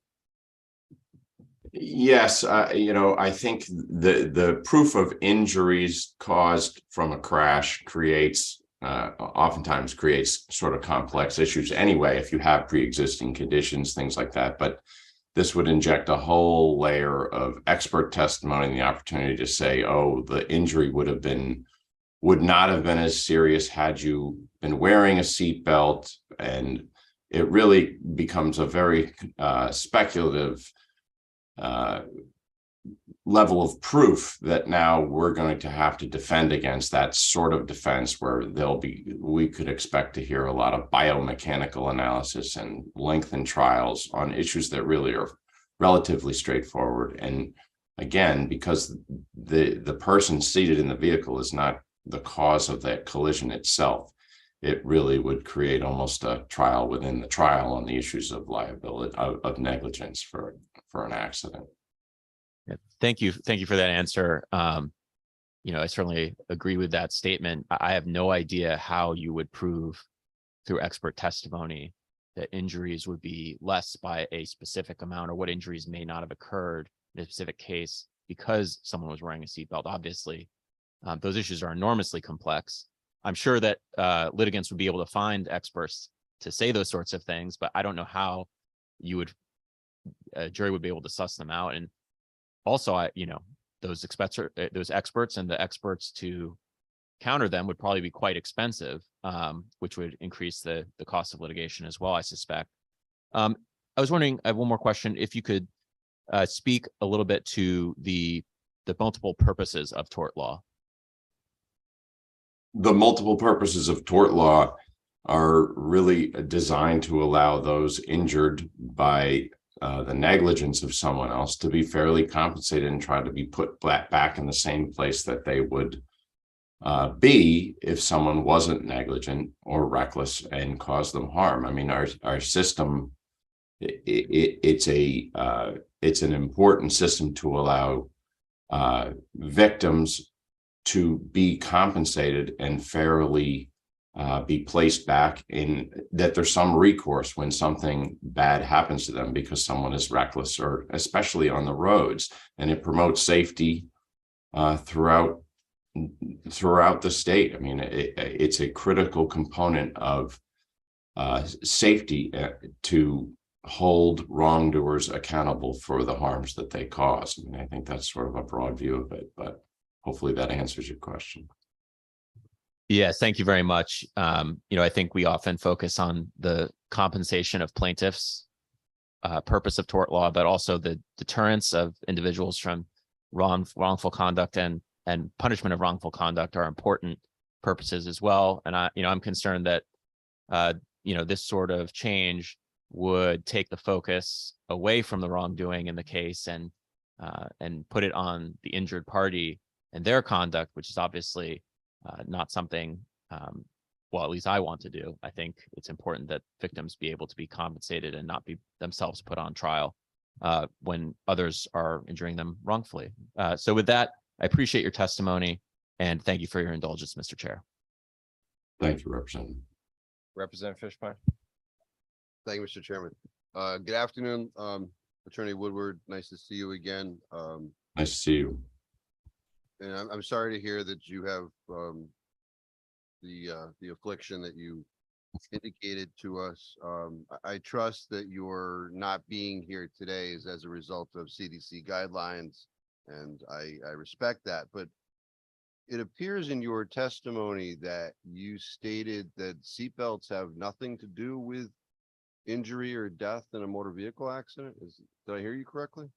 No, I'm saying it has nothing to do with the initial cause of the collision or the crash. It's the negligent driver that causes this injury producing event. That's what I intended to say. I hope I said. Okay, but do you disagree that the extent of injuries in a motor vehicle accident could be attributable to whether or not somebody has a seatbelt on at the time of the collision? I think there's certainly a scenario where that could be true. I think that trying to make that distinction in the context of a post-injury assessment, I think would be highly challenging. And I think it's not, again, it's not like if it's a fall down and you're wearing shoes that are unsafe that cause you to, that you're wearing open toe shoes or something that or shoes without good soles on an icy surface, that would be the cause of the injury producing event. But this is again a situation where the wearing of the seatbelt isn't the cause of the crash, and I think that's the whole purpose of the statute as it exists. That yes, we want to encourage people to wear safe seatbelts, and it's safe to do so, but it isn't something that's to be used against them in litigation, in civil litigation where they're injured. So you're saying that the whether or not someone is wearing a seatbelt at the time of the collision is admissible presently for the damages calculation. However, not admissible as to the proximate cause of the collision itself. Is that fair to say? Well, no, the existing law doesn't allow it into evidence for any purpose. That's the state of the law as it's existed since 1985. So no, that isn't what I'm saying. I'm saying it shouldn't be admissible, and I am saying it's not the cause of the crash itself. But no, it's not admissible for any purpose at this time. Okay, so I do mention, I did mention the CDC, and the CDC says that seatbelts protect people from needless death and injury. I mean, that's the guidance that they give us. So let's talk motorcycle helmets. Somebody hits a motorcycle rider who is not wearing a helmet, the rider dies. Is it admissible that the individual had a helmet or not? I don't know the admissibility, what the statute reads for the helmet law, or the admissibility of that lack of a helmet. I honestly don't know the answer to that. Yeah, I would think, we're at least taught that wearing a helmet saves people's lives. So I would think that that would be admissible. And if the CDC is saying that seatbelts protect people from needless death and injury, I don't know why you would have a trier of fact determine or exclude that. I think public policy wise, we tell people, wear your seatbelt. It'll save you. It'll help you. It'll reduce your injuries. But then if somebody doesn't, and then they try to seek compensation as a result of their negligent perhaps act, that is the whole theory behind contributory negligence, right? Well, if they weren't paying attention as they're entering an intersection, and they were looking down at their phone and they didn't see the other person also maybe blowing a light and coming at them, and so the accident occurs, that's one thing. But this again isn't the cause of the accident. It's a different issue. And I think, just like in the example of my client who was in the back seat following back surgery, he's laying down. He's got a reason he's not wearing his seatbelt. Not that every time everybody's got that reason, but it's just, again, it's not going to make our roads safer for those of us following the laws. And that's really, I think that the public policy purpose behind that, you're going to now shift responsibility on a passenger in a vehicle for an accident that wasn't his fault. I highly doubt that in that case with the individual in the back seat of the car, that any lawyer would get before a jury and try and claim that they should have been wearing a seatbelt. So I understand the analogy, but I don't think it's necessarily applicable. In these personal injury cases, you allege that X was the proximate cause of the collision and the injuries. So if the CDC is saying that people die by not wearing their seatbelts, I'm trying to understand how you can just keep that away, but I got the answer. But looking at line 3, I will share that part of the problem that I have with this bill as presented is when you'd be able to use it. So certainly if we as a legislature say public policy is, wear your seatbelt, I think it would have to be applicable to any action or collision that happened after we set that public policy. As drafted, I could file, let's say, legislation passed this legislative session effective in July, but because of the statute of limitations, the collision could have happened a year ago. So I think that should be changed with regard to the applicability of this. But I thank you for your testimony, and thank you, Mr. Chairman. Further questions or Representative Osborne?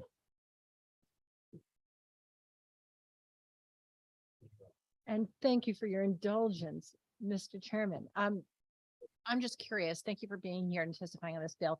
one of the purposes of the way that we structure how personal injury attorneys are compensated is to allow folks who are injured who can't afford an attorney up front to have representation. And I'm wondering, in the states, if you know, in the states that don't have that do have the laws that say that seatbelt is contributory negligence, is there a decrease in representation for all personal injuries of this type? Because there's a far greater disincentive for attorneys to take on these cases where compensation may not be that great. So I don't have any data, or I don't know, I don't believe there's any data or statistics out there like that. I mean, certainly the complexities of the litigation and the cost of the litigation can be a barrier to injured victims bringing a case. And something like this, that where a defendant's going to, line up 15 experts or on biomechanical issues and add a whole nother layer of complexity to an otherwise simple case of negligent operation of a vehicle, it certainly would potentially in this type of case increase those costs significantly for a plaintiff, and could be a barrier because it's always a consideration when lawyers are considering representing someone through this process and trying to help them. Well, I can just easily see a situation in which a motorist who caused an injury was carrying minimal insurance. Maybe they got 50,000, the least that they're allowed to carry. And if there's contributory negligence, that would reduce the recovery even further. And then all of a sudden, there's not going to be a representation for that case. And so insurance companies are going to know that they don't have to pay out on these cases. So thank you very much for your testimony today. Thank you. Further questions or comments? Seeing none. Link, feel better? Thanks for being with us. Thank you. Good seeing you. Tanya Hughes. Good morning or close to afternoon, Senator Yes, Winfield. Good afternoon already.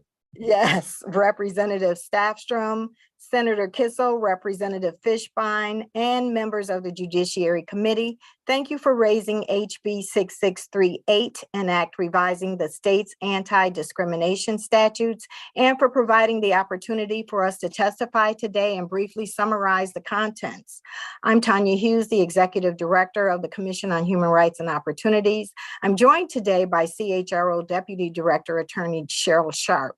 Section 1 of the bill makes a simple change of adding age to the list of protected classes in CGS Section 46A58.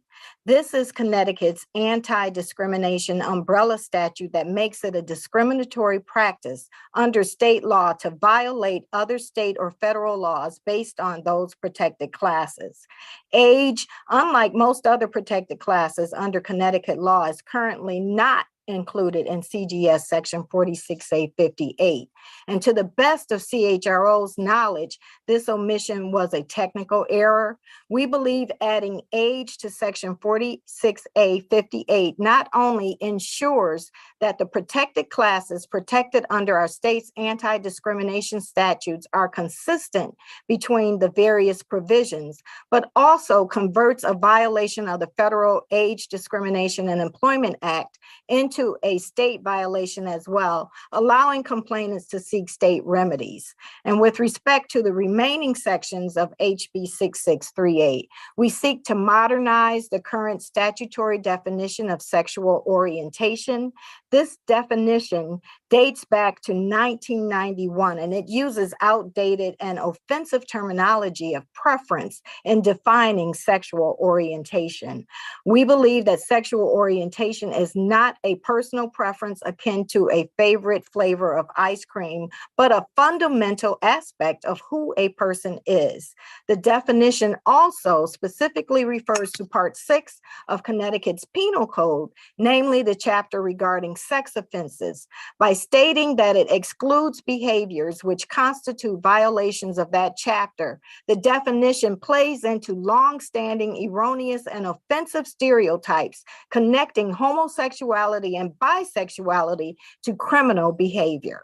The proposed language in lines 146 to 143 to 146 fixes these problems, updates the definition, and moves the definition to section 46A51, which is the chapter's definitional section. The statutory scheme regarding sexual orientation is not altered at all, and the exceptions to its enforcement are not affected. Only 4 states nationwide, including Connecticut, appear to have language referring to preference in their definition. Only 8 states, including Connecticut, have language explicitly excluding behavior that is already criminal under statute from the definition of sexual orientation. We believe it's time to update our state definition and appreciate the opportunity and willingness to consider the issue. Thank you.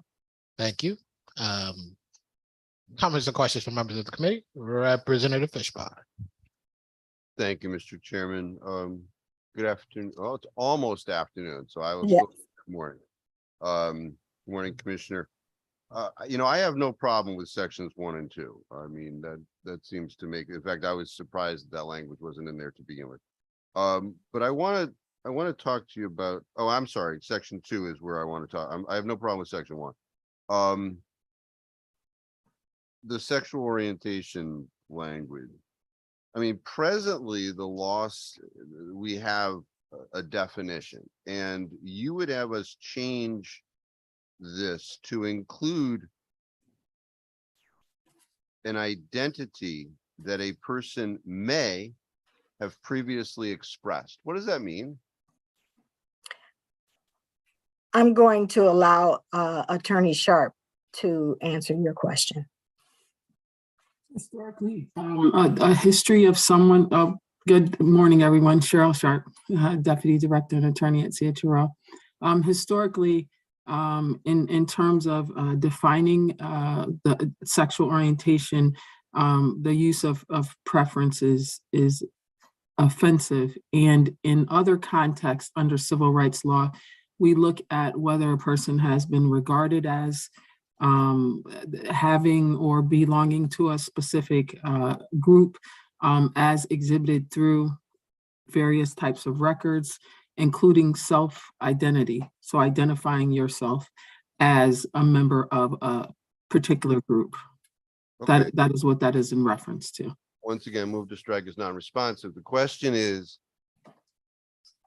what does it mean that somebody may have previously expressed? For instance, I'm sexually attracted to plants, and I say it. I've expressed it.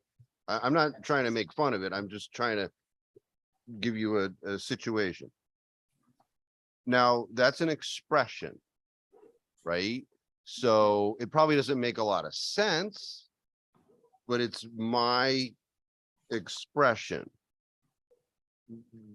That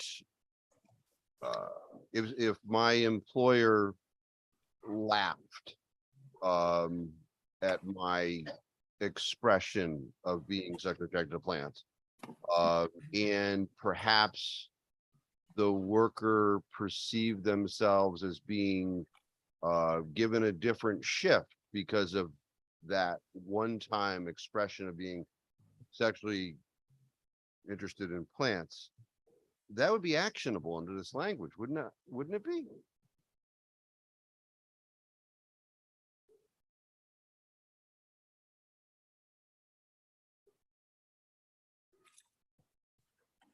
I guess I'm trying to, I'm taking a moment to try to unpack in my mind what your question is. And I'm having a little bit of difficulty doing that. I'm focusing on the clause starting on line 145, that one may have previously expressed, right? So as drafted, the language doesn't even require me to state that I am sexually attracted to plants, because it's discretionary, because it has may. So I'm trying to understand why this is a good thing. The use of may in the context of someone's of the language meaning that someone may have given that expression of an attraction is what the language is referring to. You moved to strike my initial response to your question, but I'm going to make reference to what you have moved to strike because hopefully this will provide more of a robust answer to your question and respond in a way that you find suitable. I don't know if it will or if you'll move to strike this as well, but let me give it another shot. The language is if someone may have, as opposed to if someone definitively had indicated an expression of this is who I am. These issues can be complex. What we're saying, and the reason why the language is important, is that to say that someone has a preference for one thing or another is to minimize someone's sexual orientation.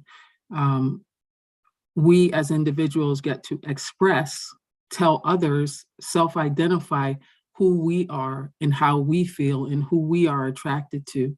And the law should protect individuals who, whether they may have expressed what their sexual orientation is, or have definitively expressed what their sexual orientation is as to who they are attracted to. That's the attempt in the law to make sure that those protections are there for individuals, as opposed to the way the law reads now in Connecticut and only a few other states, which is its current reading is that you have a preference as opposed to it being who you are as a person. It is a part of you. If someone is attracted to men or attracted to women, they're not preferring them. That's what their attraction is to. That is who they're attracted to. So we do training as a part of our mission to eliminate discrimination. And one of the things that we express is that if an individual is attracted to men and you say to them, now you just prefer women, though, make yourself be attracted to women, even though you're attracted to men, it can't happen. And people pause and give pushback related to that. So hopefully that answers your question. And if it doesn't, then the third time is a charm and we'll answer it again. No, I didn't find it to be responsive. I mean, discrimination is real and discrimination is bad, but the context by which we sit here today is looking at whether or not one can be sued or a CHRO complaint regarding discrimination. And I would hope that we want that to be clear. So this language says that someone may have previously expressed, which is problematic. It's not directive. It does not help anything here because it doesn't require that expression. So let's say the employer had a form when they went to, employ the individual. And on the form, it said, what are you sexually attracted to? And I'm not saying that that's a good thing. But then, if something is on paper and then as a result of that exclamation by the employee, the employer does something adverse to the individual, that is, in my mind, the very heart of our anti-discrimination statutes. But this language doesn't even require that affirmation. It doesn't require that the worker ever said anything to give notice to the individual. So what I can say is that sometimes people are perceived to be a member of a protected class that they don't belong to. Sometimes individuals are perceived to be homosexual or bisexual. Sometimes there's sex stereotyping that men should act a certain way, that women should act a certain way. And sometimes there are actions taken against individuals because of a person's perception of who they are, whether they belong to that protected class or not. So an articulation of someone as to their sexual orientation or your perception of them, and then some adverse action is taken against them because you are perceiving that person to belong to specific sexual orientation that you don't agree with, should both be actionable because there's some adverse consequence for them either belonging to the protected class or being regarded as belonging to the protected class. This is not just as it relates to sexual orientation. This applies to other protected classes as well. Some the times people are regarded as having a disability, but they don't actually have a disability, but they're being treated a certain way because someone believes that they have a disability. And therefore they think, we believe you have cancer and our rates are going to go up, so we're going to terminate you so we won't have to pay for your insurance. Though these are the real cases, and we get thousands of them upon thousands of them filed with our agency a year. These are the real situations that occur. And it's discriminatory situations, but the commission has never been adverse to working with any legislative committee on language if there is a belief that the language, there's some, substitute language or a better word that can be used. We're certainly open to that. We think that's important. We want the language that's passed to be effective, to be easily understood, and to be usable by all, because again, our mission is to eliminate discrimination in all of its forms. And we find that working together with legislators is the most effective way to accomplish that. So you talked about perception, because that's part of this language also. So how do I, sometimes I tend to say things that get me into trouble. I'm trying to tread lightly here.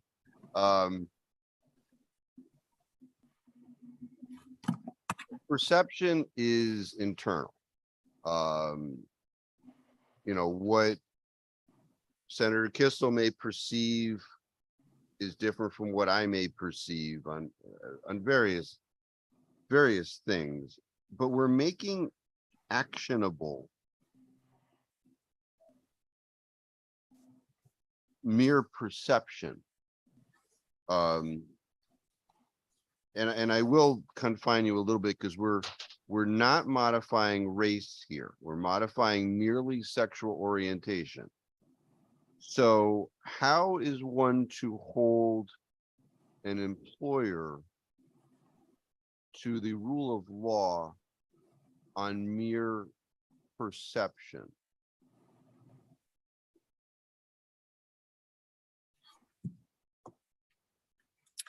Again, the question, and I'm trying to unpack it. I don't know how race came into play with this question, and so now I'm really going to ask you to either restate or rephrase it so that I can get a better understanding of what you're asking and give you a response that will answer your question.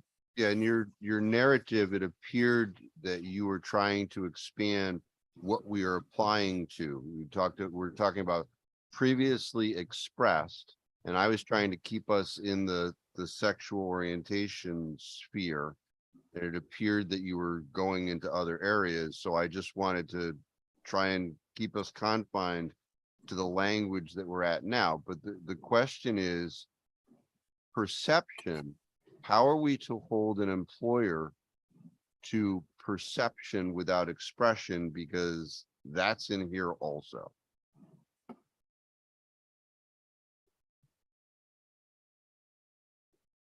Because if an employer has the perception that someone belongs to a sexual orientation that the employer doesn't agree with, and then takes an adverse action against the employee as a result of perceiving that individual to belong to a sexual orientation that they don't agree with, that should be actionable, because arguably it's discriminatory action based on a person's membership in a protected class, or the fact that you perceive them to be in a protected class that you have, that you don't agree with or have some disdain towards. And so therefore, it's not based on the quality of their work. It's not based on some objective standard that everyone else is being compared to. It's based on your beliefs and how you think an individual should, who they should be attracted to. And that should be actionable. And the examples that I gave were based on disability.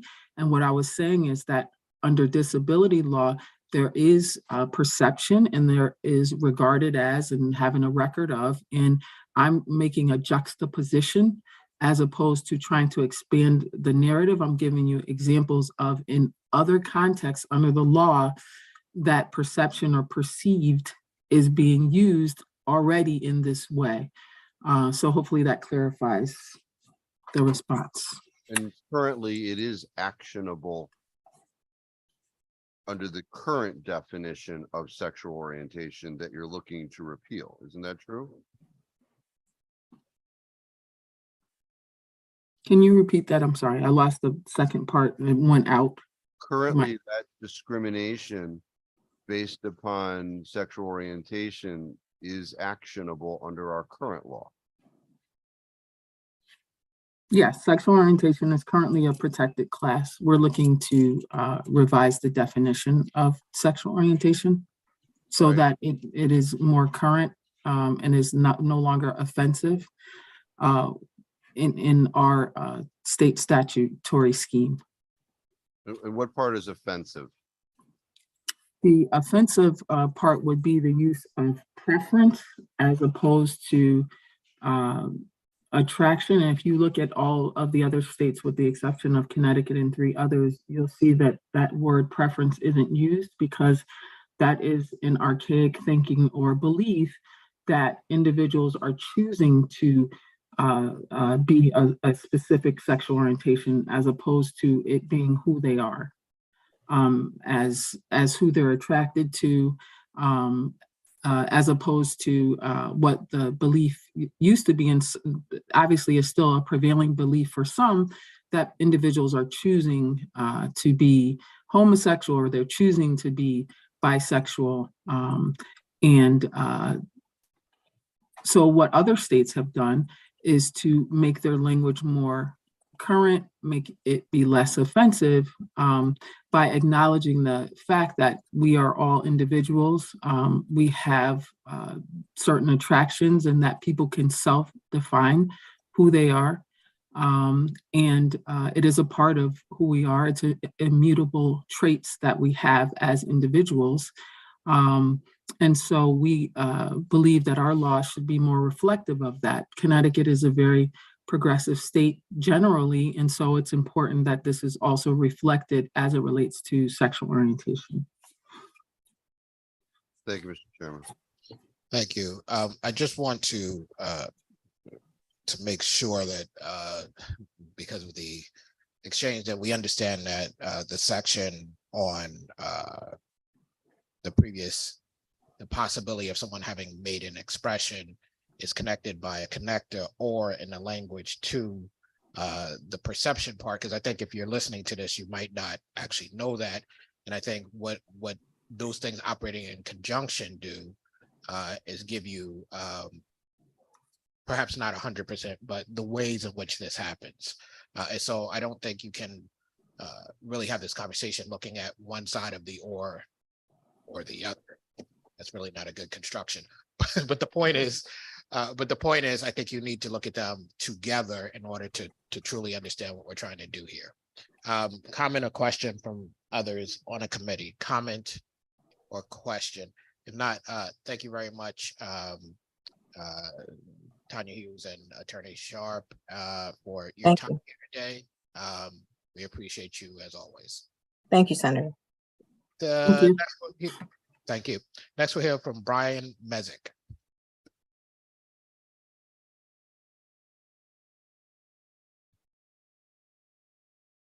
Senator Winfield, Representative Staffstrom, Senator Kissel, Representative Fishbein, and esteemed members of the Judiciary Committee. Good morning, or good afternoon, rather. My name is Brian Mezek. I'm a Connecticut State Marshal. I'm the president of the State Marshals Association of Connecticut, here this morning to give testimony on HB 6786, an action concerning service of process on bank executions, wage executions, and tax warrants by state marshals. Connecticut has among the best service of process systems, in my humble opinion. State marshals are sworn public officials responsible for enforcing civil court orders. Service of process in our state is governed by hundreds of statutes, court decisions, and regulations, and marshals operate under a structured, efficient, stable, and well-regulated system that keeps our court system moving. We put in written testimony on this bill. The bill contains several technical changes to statutes surrounding service of process of bank and wage executions and tax warrants. The changes are minor things that clarify in statute procedures that are already in common practice, but are otherwise ambiguous in statute. And we, the marshals, we like clarity in what we do. But the one part of the bill I would like to highlight this morning is section 1 and 2, which would provide for some much needed clarity in the law regarding the way banks respond to the service of bank executions. The fair and efficient administration of enforcing judgments and also collecting municipal taxes under tax warrants rely on state marshals serving executions and banks receiving and processing these orders and returning them to the marshal in a way that is consistent. Existing statute and federal law limits the service of executions to a limited 45-day time period. Marshals can only serve one bank at a time, and we cannot serve another bank with the same execution until we receive that paperwork back from the first bank. The banks respond to the marshals by endorsing the front of the marshal's cover sheet and mailing the paperwork back to us. And this is the current common practice in Connecticut, but there are some inconsistencies in the marketplace. Under existing law, marshals have a statutorily prescribed method that we have to follow in serving these executions to the bank, but having clarity in law about how banks respond to the service of executions, including a defined time period for their return to the marshal. This will provide for a more efficient and equitable system in the handling of these most important orders. We also support the provision in the bill that banks who process these orders provide the account holder with a docket number and website address of the judicial branch. This is an important consumer protection. It's the marshal's experience that most people who get their bank account attached under one of these orders really have no idea why, and they're often left in the dark. And sometimes the banks are instructing the account holder to call the marshal, and we have limited information as well. So we appreciate the work of the Judiciary Committee and all things that relate to our courts, our state marshals, and service of process. So I thank you for your time, and I'm happy to answer any questions you might have. Thank you. Comment or question from members of the committee? Comment or question, Representative Fishbein? Thank you, Mr. Chairman. It's afternoon now, Brian. Good afternoon. Nice to see you again. You always represent the marshals very admirably, in my opinion. I'm supportive of what's before us. I just had a couple of language issues. It appears in line 55 that has to do with a mailing. And the clause, when the mailing happens, is all the way at the end of that section. Do you know why? Well, if we're looking at line 55, that's after the service of the execution and after the bank has processed it according to a midnight deadline. That's much later in the chapter. So that's line 55 would be the response of the bank. Yes. And, Right. and if you look at the end of that clause where line 63 through 64, it gives the time period when the response from the bank would be sent, right? Correct. So I think the clause that talks about the time period should actually be up in the beginning in 55. It should say the financial institution shall not later than 5 business days after the date on which service is made, so on and so forth. Instead of at the end. It's disjointed. I would have to look at it more closely. I don't, at first glance, I don't read it that way, because line 51 through down to 59 says the financial institution shall provide a response, defines the response, and then the time period for transmitting the response back is at the end. That would be the last piece that the bank would touch. But in line 55, it says the financial institution shall by United States mail return to the service, right? So that's dealing with a mailing. Right. Where is the language having to do when that mailing occurs? That would be At the end. at the end lines, yes. So therefore it should be at the beginning. They shall mail within 5 days, so on and so forth. I think we agree. Yeah, it's this section of the general statutes is dense, long, and a lot of run-on sentences. It's one of those sections. But certainly maybe we could talk offline about that, because I would have to look at it more closely. Yeah, no problem. The other thing is in line 129, I think there's a word missing. Just want to read the clause. Provide the judgment debtor the docket number of the proceeding for an execution has been granted. I think there should be a that in there. Amen. And I did see that, but that would be something to talk with the LCO.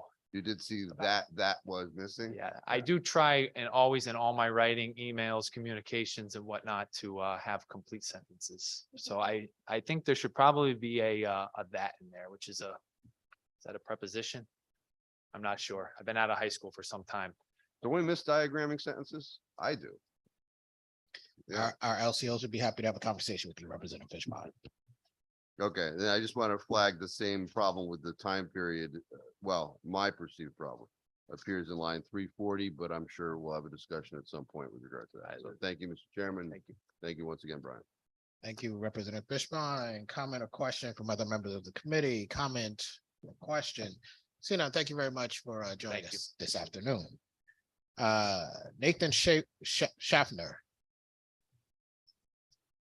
Nathan Schaffner. Next on my list, we have Cheryl Sharp, who joined Tanya Hughes.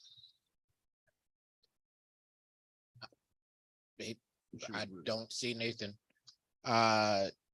Jennifer Messina. Hi, Hello. good afternoon, distinguished members of the Judiciary Committee. My name is Jennifer Messina, and I am testifying on behalf of the Center for Children's Advocacy, a nonprofit legal organization that protects the legal rights and interests of Connecticut's most vulnerable children. The center supports SB 1133, as this bill would allow parents to exercise reasonable discretion to determine when their children can participate in certain independent activities without the fear of being prosecuted for neglect. There are two reasons why we support this bill. First, it protects children and families while letting them make independent decisions. The public has an understanding that the state should not intervene in family life unless a parent's actions cause serious risk of harm to the child. But under the current definition of neglect, a parent can be labeled neglectful if someone feels the child is exposed to circumstances injurious to the well-being of the child. While we recognize how important it is to protect children from dangerous situations, this relatively broad definition can sweep parents in to the system who decide their child may be mature enough to do things independently outside. This may disproportionately impact children living in lower income neighborhoods as well, where houses are more densely packed and neighbors may not know each other as well. Furthermore, children's mental health depends in large part on having these opportunities to play and interact with their peers. One of the biggest impediments to giving children these opportunities is a fear parents have that they will be charged with neglect if their child is found outdoors unaccompanied by an adult. Hotline calls are often made by anonymous individuals who may disapprove of seeing children walk alone, and they may believe calling DCF is the best solution. And even if these calls are made with the best of intentions, innocent parents may be swept up into child protection proceedings. And investigations like these can have devastating impacts on parents and children, even if the allegations are unfounded and no legal proceedings ensue. And second, 1133 can allow DCF to focus their resources into providing social service protection to the children who need it the most. We know DCF has important work to do, and at CCA, we advocate for children who do need to receive social service protections.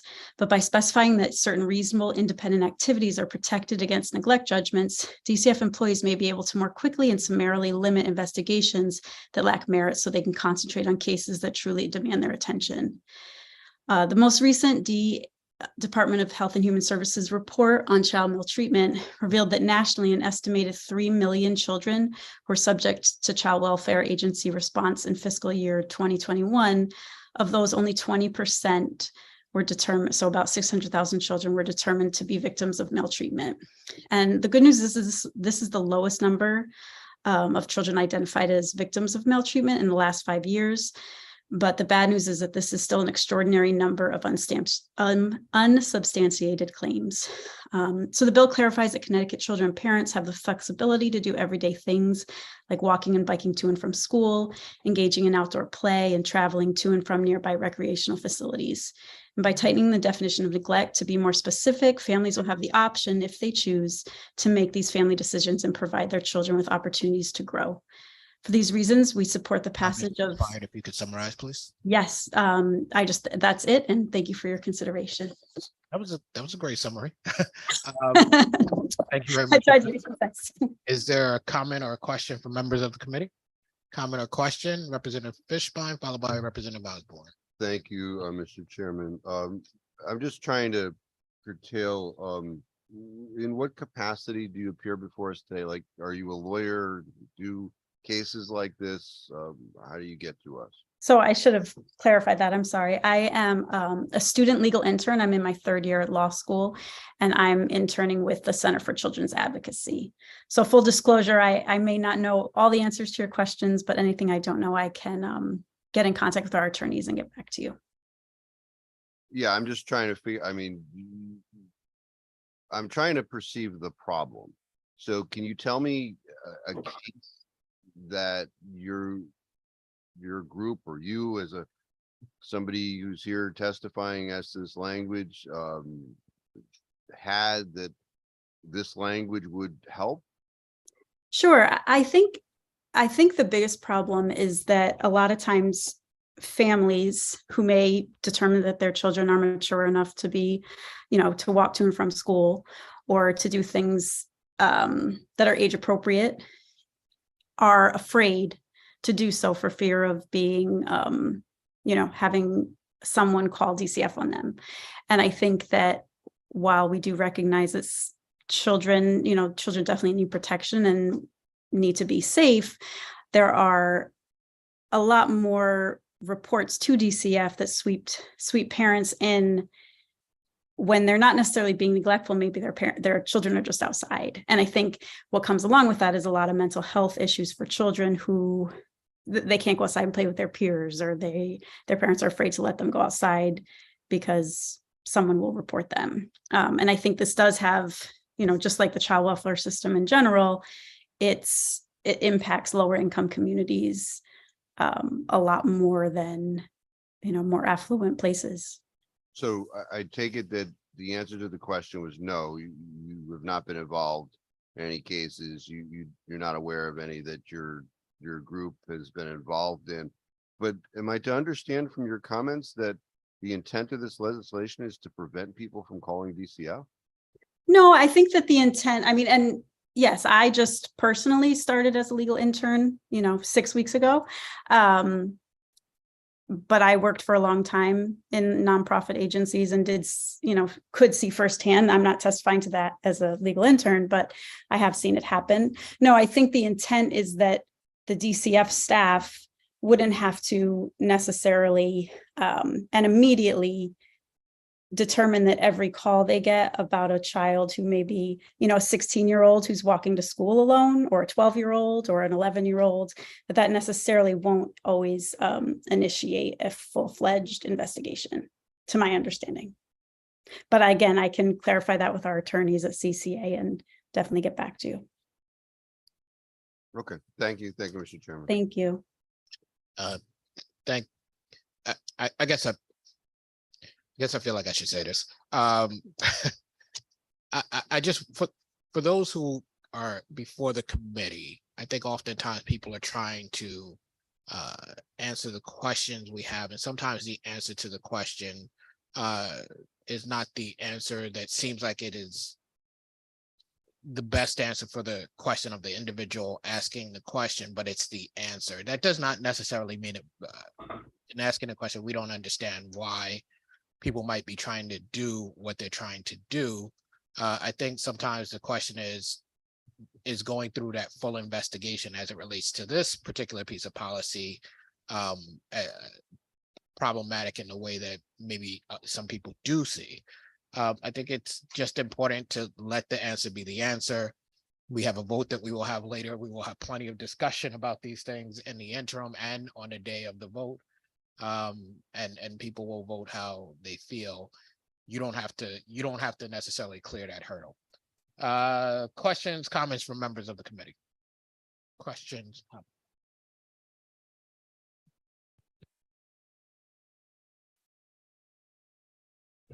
Okay, seeing none, we Thank will. you so much.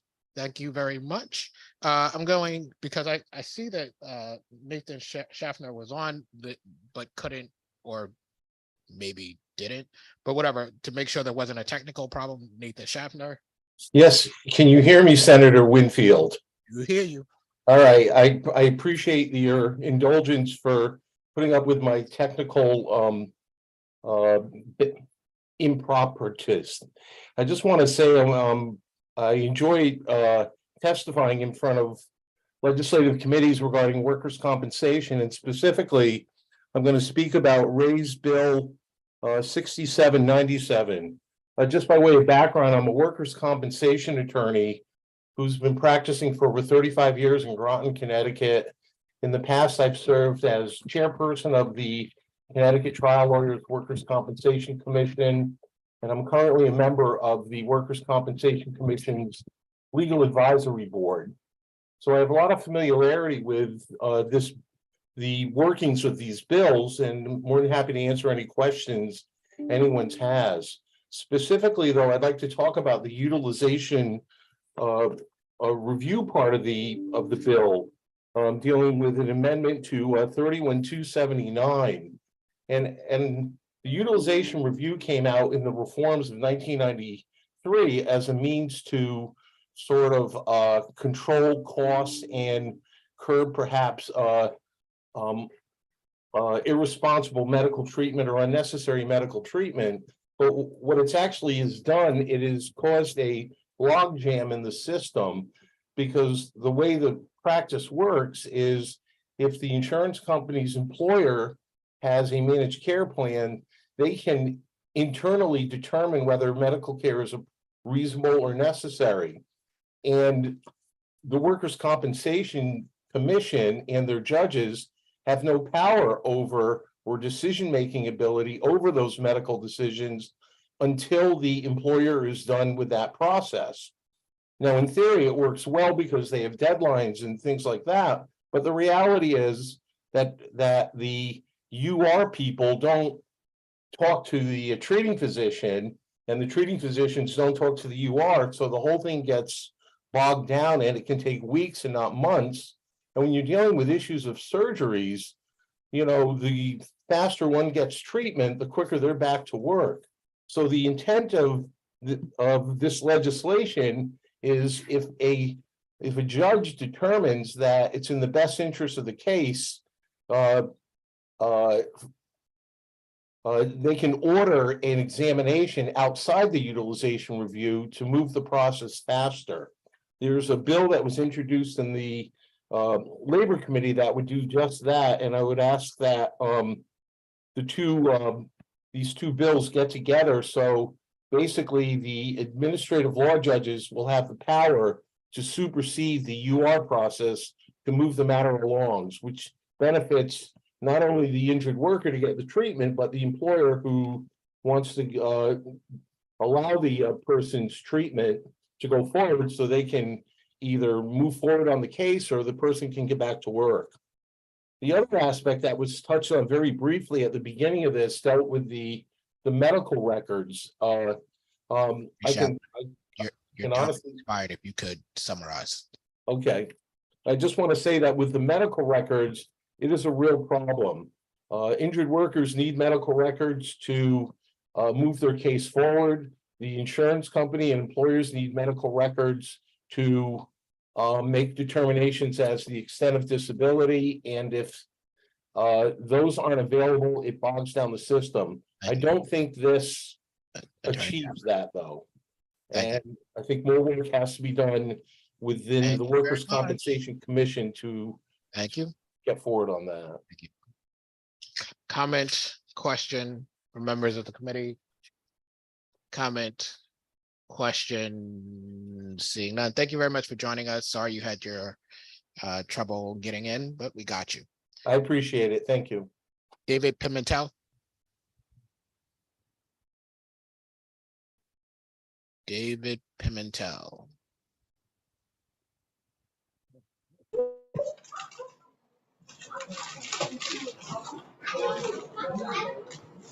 Hello, can you hear me? I do now, yes. Okay, can you see me now? I think maybe my camera wasn't operating. We can hear and see you. You may begin. Perfect. I missed the introduction. Are you ready for me? Yes, you may testify. Okay, great. Thank you so much. My name is David Pimentel, and I'm a professor at law at the University of Idaho. And I've published a series of articles about the problems created when, in a misguided attempt to protect children, our legal system overreaches into the family, second-guessing parental judgments and disrupting those families. Parenting is hard, and parents deserve support and encouragement to trust their parenting instincts. Threats of arrest or of losing custody of their children if they fall short of the emerging hyperprotective and even helicopter parenting norms that we see today will not make them better parents. Such fears can only damage the feelings of trust and security that should prevail in the family and in the home. My first article on this subject 11 years ago noted that vague statutes are the primary problem, and Connecticut's present law is a case in point. It classifies neglect as anything that is injurious to the well-being of a child, leaving neglect very much in the eye of the beholder. So this legislation is badly needed in Connecticut, as it is in most states of the Union, to protect parents from being held to arbitrary standards unique to the imagination of whoever is enforcing the law. But people in this hearing will testify as to why this legislation is necessary. What I want to focus on is how best to solve the problem legislatively. After I published my first article on the subject, I was contacted by many people who have had these kinds of problems, who have child protective services, second-guessing their best parenting judgments, and essentially bullying them into adopting hyperprotective parenting norms. My most recent article, however, analyzes the legislation that we've seen in several states, Utah, Oklahoma, Texas, and Colorado, that have attempted to solve this problem. We're watching Virginia closely as it passed similar legislation just last week and is waiting signature by the governor. But each of these bills is different, and each has strengths and weaknesses. I've analyzed all of these statutes in my newest article, which was published just last week, and I'm here to tell you that this bill, Senate Bill 1133, is one of the best bills I've seen yet. It contains a short, general, and non-exclusive list of permissible activities, including playing outside and walking to school, that should reassure parents. It resists the temptation to articulate a reasonable parent standard, which is way too vague. And by requiring reckless or willful disregard of obvious dangers, it makes clear that the state cannot disrupt a family and charge neglect for routine but minor mistakes or lapses of judgment that every parent is susceptible to, even on our best days. It takes into account a child's maturity, condition, and abilities, but resists the temptation to tie the standard to age, which is problematic for a host of reasons.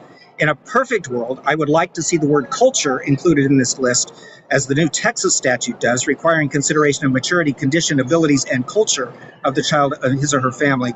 But I think this statute is nonetheless a very responsible and effective approach to the problem. We have seen a few states, and we will see many states, introduce legislation along these lines in this decade. And some of them are problematic and are likely to present problems in application. Your time has elapsed. If you could summarize. Okay, I've just got one more sentence here.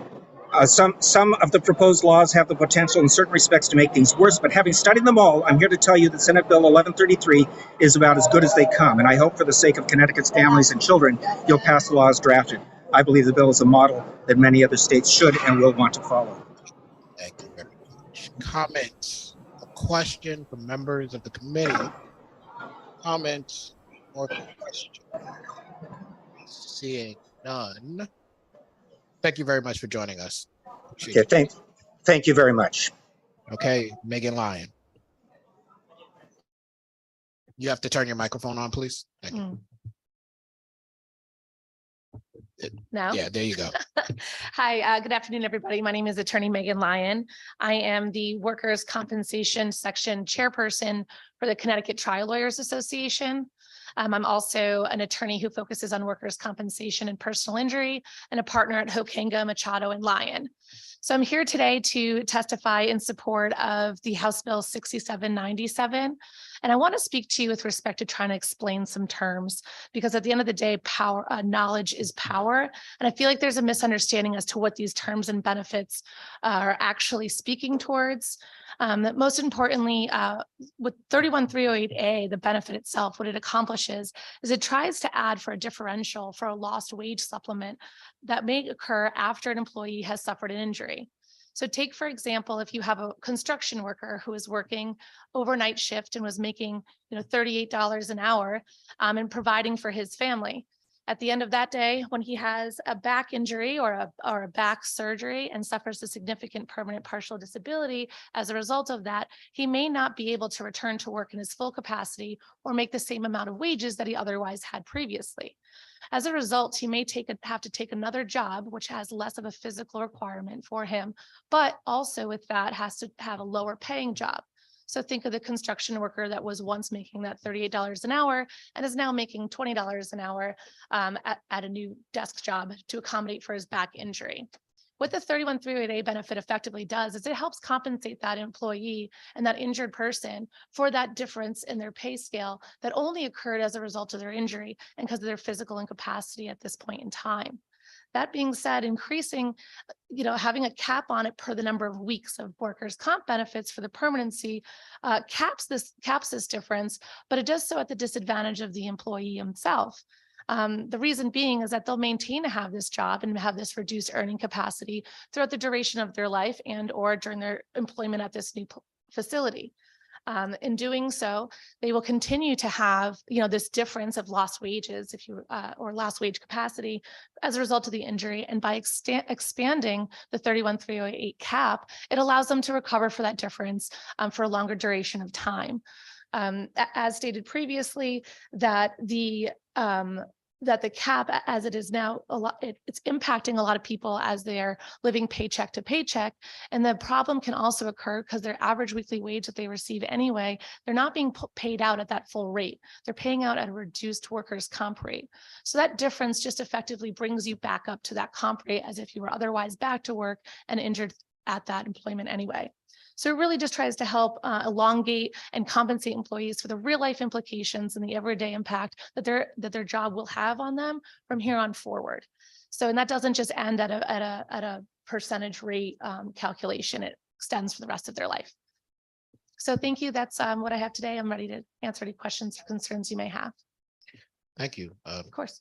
Great timing. Senator Kissel. Yeah, we really very much appreciate when people are succinct and within the time. Regarding the problem of obtaining medical records, what's your take on that provision? Of course, yes. So in order for us to establish preliminary causation, we need medical records in order to get the insurance carriers to really move forward. So the problem that we're having as claimants counsels is that even if we do get that out of work slip, that out of work note from the doctor from their preliminary and initial evaluation, what happens after that is that the opposing counsel or the insurance adjuster will say, well, how do I know what happened there? So we're really struggling to get that causation. And then even if we get the language in the hospital bill that ends up saying, or the first initial treatment that says, client claimed that they fell at work, even that is a self-admission. So there's a lot of barriers and loopholes to jump through, and you're really having to push out, and the case can remain to be denied as you try to fight to get that causal language. And we need those medical records to accommodate the causal language. So that's the impact that we're having, is just at the get-go of the case. We have to wait to find someone to talk to. We have to wait to get them into treatment. But for the further treatment, we need that causal language initially. And that's what's paramount to the beginning of the case. Yeah, and I appreciate you coming. I didn't really know that the trial lawyers have a separate sort of group of workers' comp folks, and Yes, of course. appreciate you coming before us. Back when I was involved in this kind of these litigated matters before the Workers' Comp Commission, and again, I had stated previously, not a lot, but enough to get a taste. I never really encountered this, and I used to do a lot more personal injury matters. But this issue seems to be much more recent, the problem, and it's sort of, there's a disconnect in my head. You would think that with the advent of technology, this would be much more expeditious And yet it seems like I'm hearing over the last few years that it's more bogged down.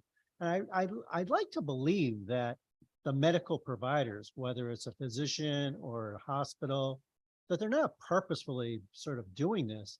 Have they outsourced this to third parties and they're the ones that really aren't on the ball?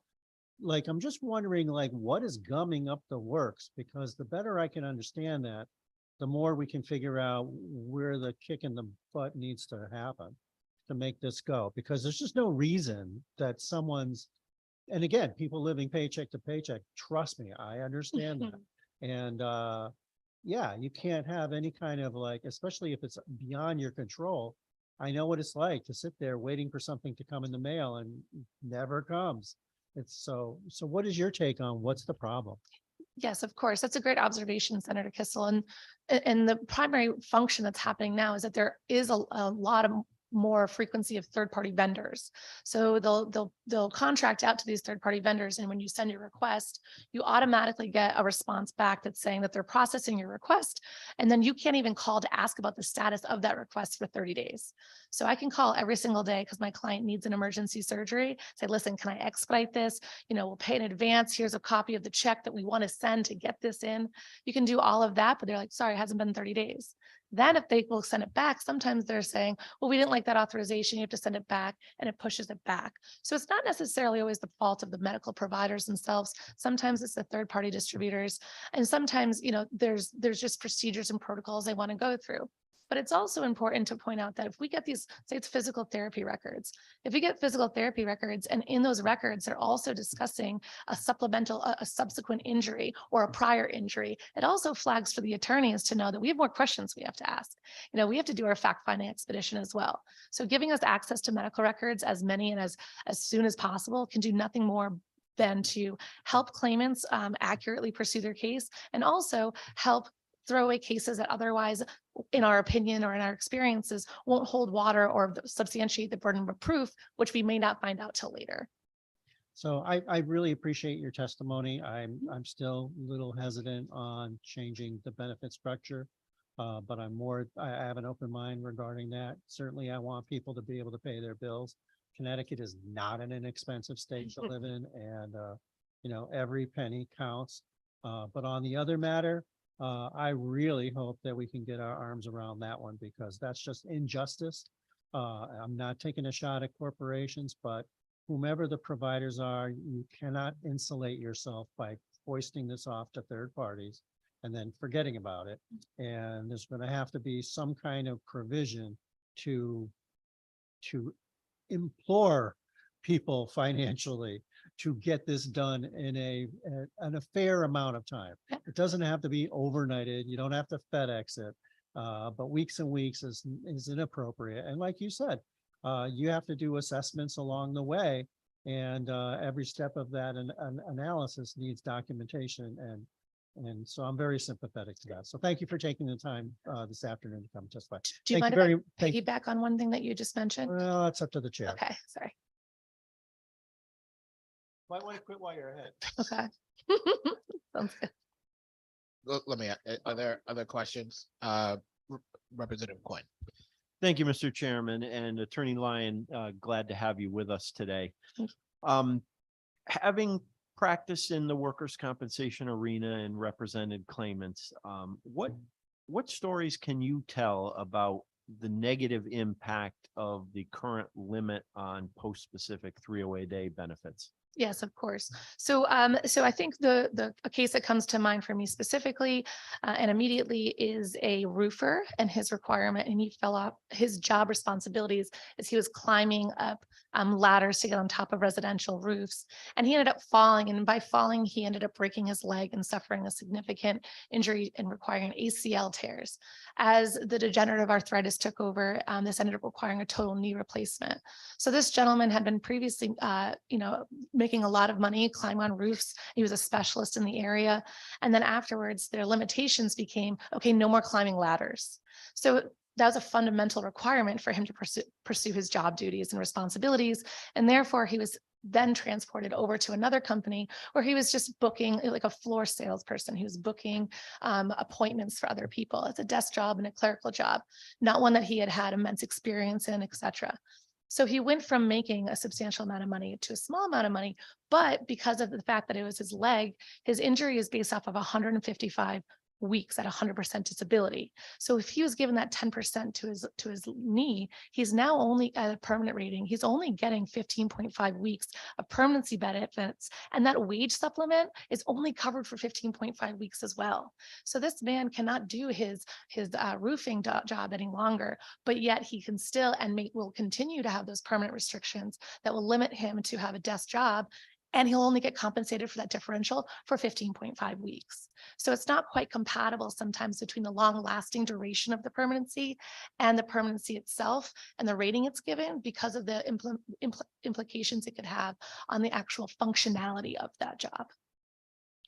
Thank you. And, you know, in my 25 years, I've got similar stories. Mhm. And it particularly becomes an issue with people who are manual laborers and suffer arm injuries, back injuries, knee injuries, and can't do that type of work anymore. And while we do have a system for retraining, it doesn't always get them back. And, you know, I think some who would oppose this would argue, well, they can just apply for Social Security disability. And what's the downside of doing that? Yeah, if you apply for Social Security disability, and especially if you're part of a city or a state municipality, sometimes that disability can actually be offset by the amount of benefits that you receive from your permanent partial disability payments. So even though you might be able to subsidize that with your disability portion, it's also then being taken back as well because of the cause of the injury. Additionally, I think that the issue too is becoming that in order to have access to that vocational retraining program, you have to speak English. So there are some claimants in labor intensive purposes where in the labor industry that don't speak English at all. And so that would preclude them from being able to benefit from the vocational rehabilitation program itself. Okay, thank you. And again, I appreciate you being here today. Thank you for having me. Thank you very much. Representative Fishbone. Thank you, Mr. Chairman. Good afternoon. Good afternoon. I just want to compare the present to the future if this language were to pass. And I'm focusing on, I believe it's, section 1, lines 31 through 37. So the way I read this is presently the compensation is the duration of the employee's permanent partial disability benefits, which is, we'll just say X. Mhm. If this were to pass, it would change it to 5 times the duration of the employee's permanent partial disability benefits. What is the reasoning behind? I don't even know. We know what quadrupling. I know what is it quadrupling, quintupling. That's why he's the chairman. Why are we quintupling this amount? Yeah, so I actually didn't draft this bill, but I do know that I think it's just speaking to the necessity of the increase in general. So there are some of the body parts that are just fundamentally not given as much value as others. So I think it's an attempt to try to maximize that value, given the limited duration, the caps of weeks under 31308A subsection B. But I don't know specifically why they would do 5 times, but I'll support it because I think it needs to be expanded even as much as possible.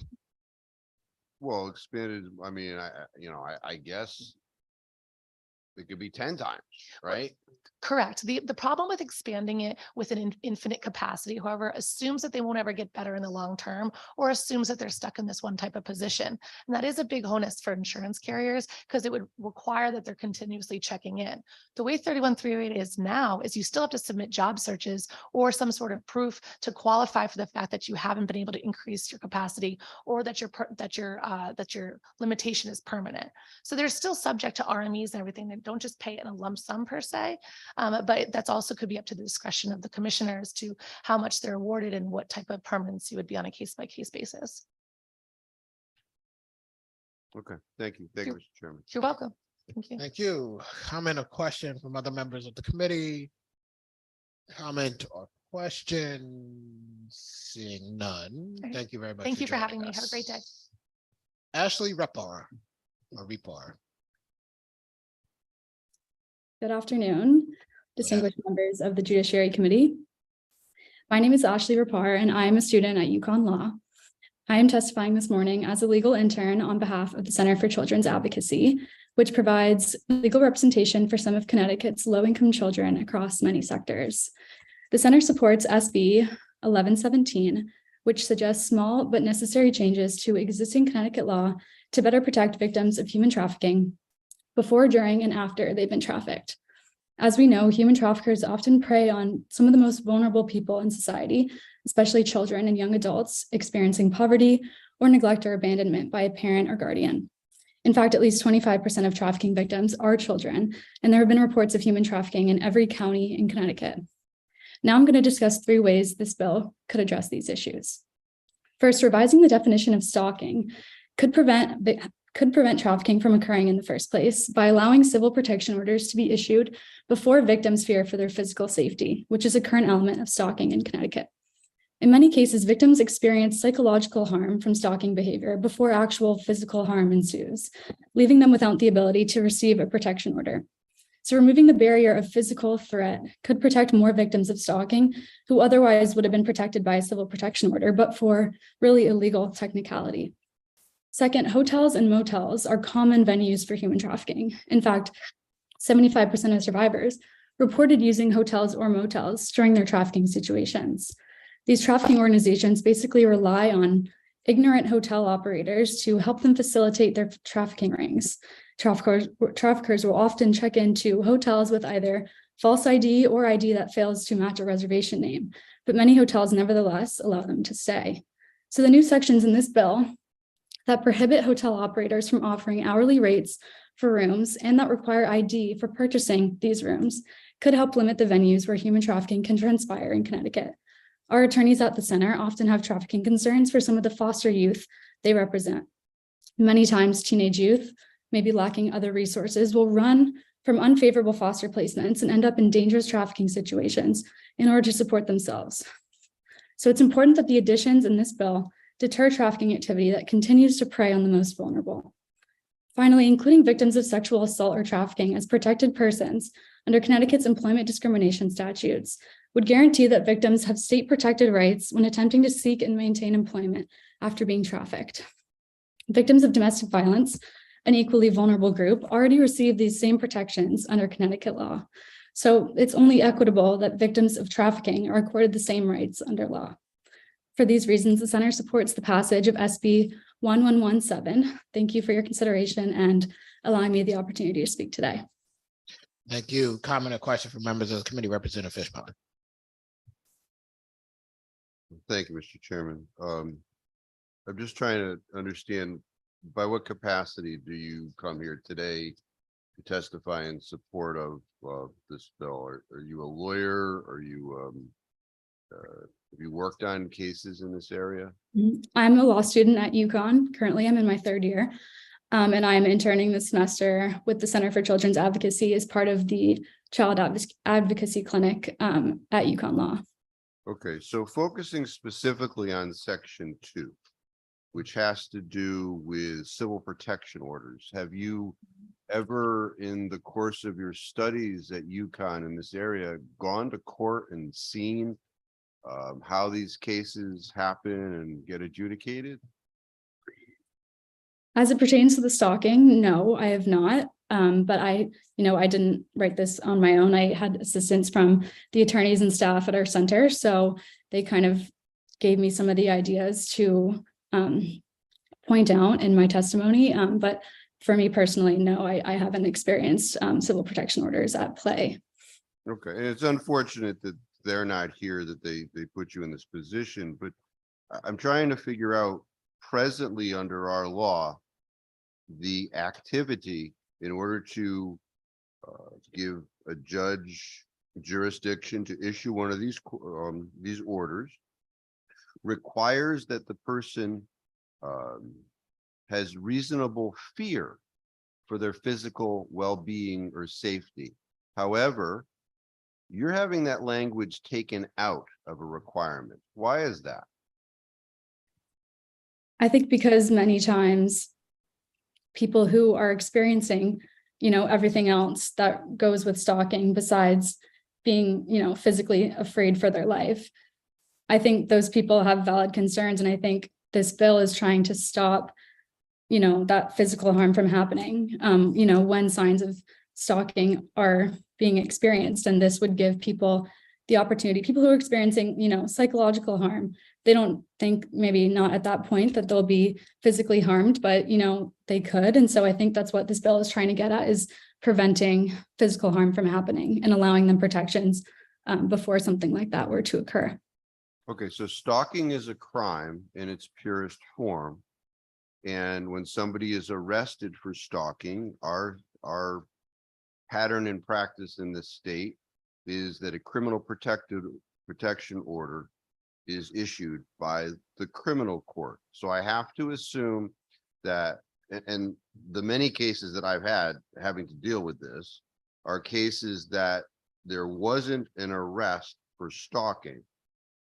So now I'm still trying to figure out, because stalking is at a micro level subjective.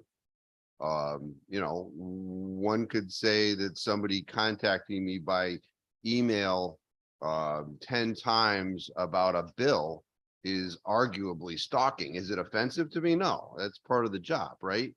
But if those contacts rise to the level of, if you don't vote for this bill, I am going to kneecap you, that gives me reasonable fear for physical safety, therefore giving me the ability to file for one of these actions. So removing that language would permit a judge to issue a civil protection order absent the kneecap situation. I'm just trying to figure out why would you be going there? I think your concerns are valid, and I'm sure, if this were to go forward, that there'd need to be some sort of more procedural safeguards, so these orders aren't, abused for situations like you pointed out. I'm really not, I'm not experienced enough to give suggestions on what those could be, but I would refer to, any experienced professionals at our state agencies to, assist in some of those safeguards. So, situations where the orders shouldn't be given out are. No, I appreciate your answer. It's very candid. I just, I come here, I take a day off to listen to people expressing their concerns and asking me to pass a law. And I'm just trying to figure out why, given I do this stuff. And but I appreciate you coming here, and good luck in school and all that stuff. So thank you, Mr. Chairman. And all that stuff. Representative Gilchrist. Thank you, Mr. Chair, and thank you so much for being here, Ms. Rapar. And you're with the Center for Children's Advocacy, that's correct, as a law student, legal? Yes, correct. And so truly, thank you for doing your work with them this semester. I believe, going back to what the good representative was speaking to, when we're looking at the instances of children who might experience stalking, would it be hard for a child to be able to explain that they reasonably fear for their own physical safety? Might that be a reason this language was removed or is proposed to be removed? Yeah, that's absolutely a concern of that. And I'm sure that's maybe where the people who drafted this bill were coming from. It would be hard for a child to express something like that. When I was, looking through this, I was kind of thinking of in the lens of maybe a teenager, because we know people who are trafficking currently, it's not so much a kidnapping situation. It's more of, building a relationship with teenagers and kind of enticing them to join them. And, whatever trafficking situation they have going on. So I was kind of looking at it through that lens, but absolutely children, if they were, experiencing something like that, would not be able to, recognize those signs and tell someone. So I think you're absolutely correct with that point. Well, thank you so much for being here and good luck with the rest of your semester. Thank you. Thank you. Representative Fishbond again. Thank you, Mr. Chairman. I'm trying to figure out, because I represented a child on a 46B16A. It was a school situation. Why or how you think that the child would not be able to tell their parent or tell somebody at the school that they're being physically or threatened with physical harassment? I'm just trying to figure out the basis. Well, maybe not physical harassment, but, there's other, less visible forms of stalking that I'm sure go on. So I was kind of thinking, along those lines, and especially a young child who, isn't so verbal, is what I was thinking as well. Okay, so you think it would be proper public policy? I mean, I got beat up a lot of times when I was a kid. Today that happens. There's certain things that go into place. And civil protection orders sometimes happen, but those are physical incidents. So here, removing that in the student atmosphere would be, adverse repeated statements in the school hallway would be cause for a 46B16A. I don't know. Well, I thank you once again for being here. Thank you. Thank you, Representative Fishbein. Comment or question from members of the committee? Comment or question? Seeing none, thank you very much for joining us. Thank you. Next, we'll hear from Karen Johnson. Good afternoon, Senator Winfield and other honorable members of the committee. My name is Karen Johnson. I'm Vice President of Development for Charter Realty and Development, and we own and manage Blueback Square in West Hartford. I'm speaking in favor of Bill 1072, specifically Section 4, subsection I, related to waivers of insurance provisions. Blueback Square is a mixed-use community originally developed as a public-private partnership in 2004. It consists of office, medical office, retail, restaurant, and residential uses in 4 buildings located in West Hartford Center. 2 of the 4 buildings make up a common interest community known as the Heritage. One of these buildings is entirely commercial, with retail and restaurant uses on the ground level and medical office and office uses on the upper levels. The other building contains restaurant and retail uses on the ground level and 62 residential condominium units above that are individually owned. The retail and office uses are also part of the condominium and are owned by Blueback Square.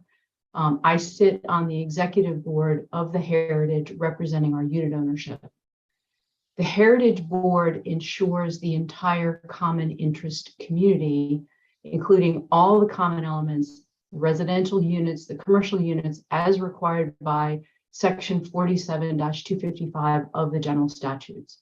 As an owner, we must also provide insurance to the commercial building. So effectively, we are insuring the same building under 2 different policies with 2 premiums. Section 47-255 also stipulates the insurance must cover betterments and improvements of the units. As you can imagine, for medical office tenants, this can be significant.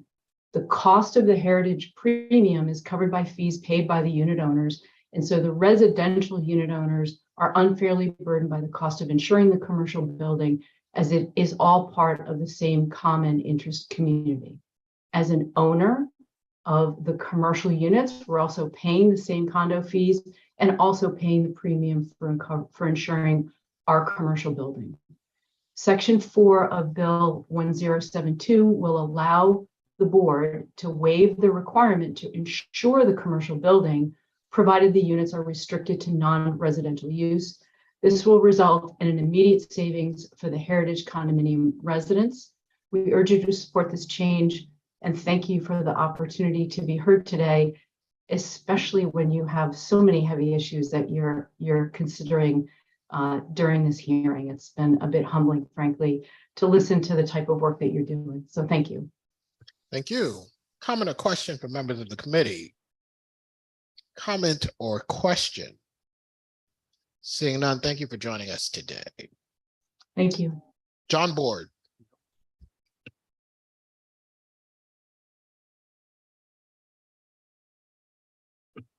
John Board. If not, Cindy Robinson.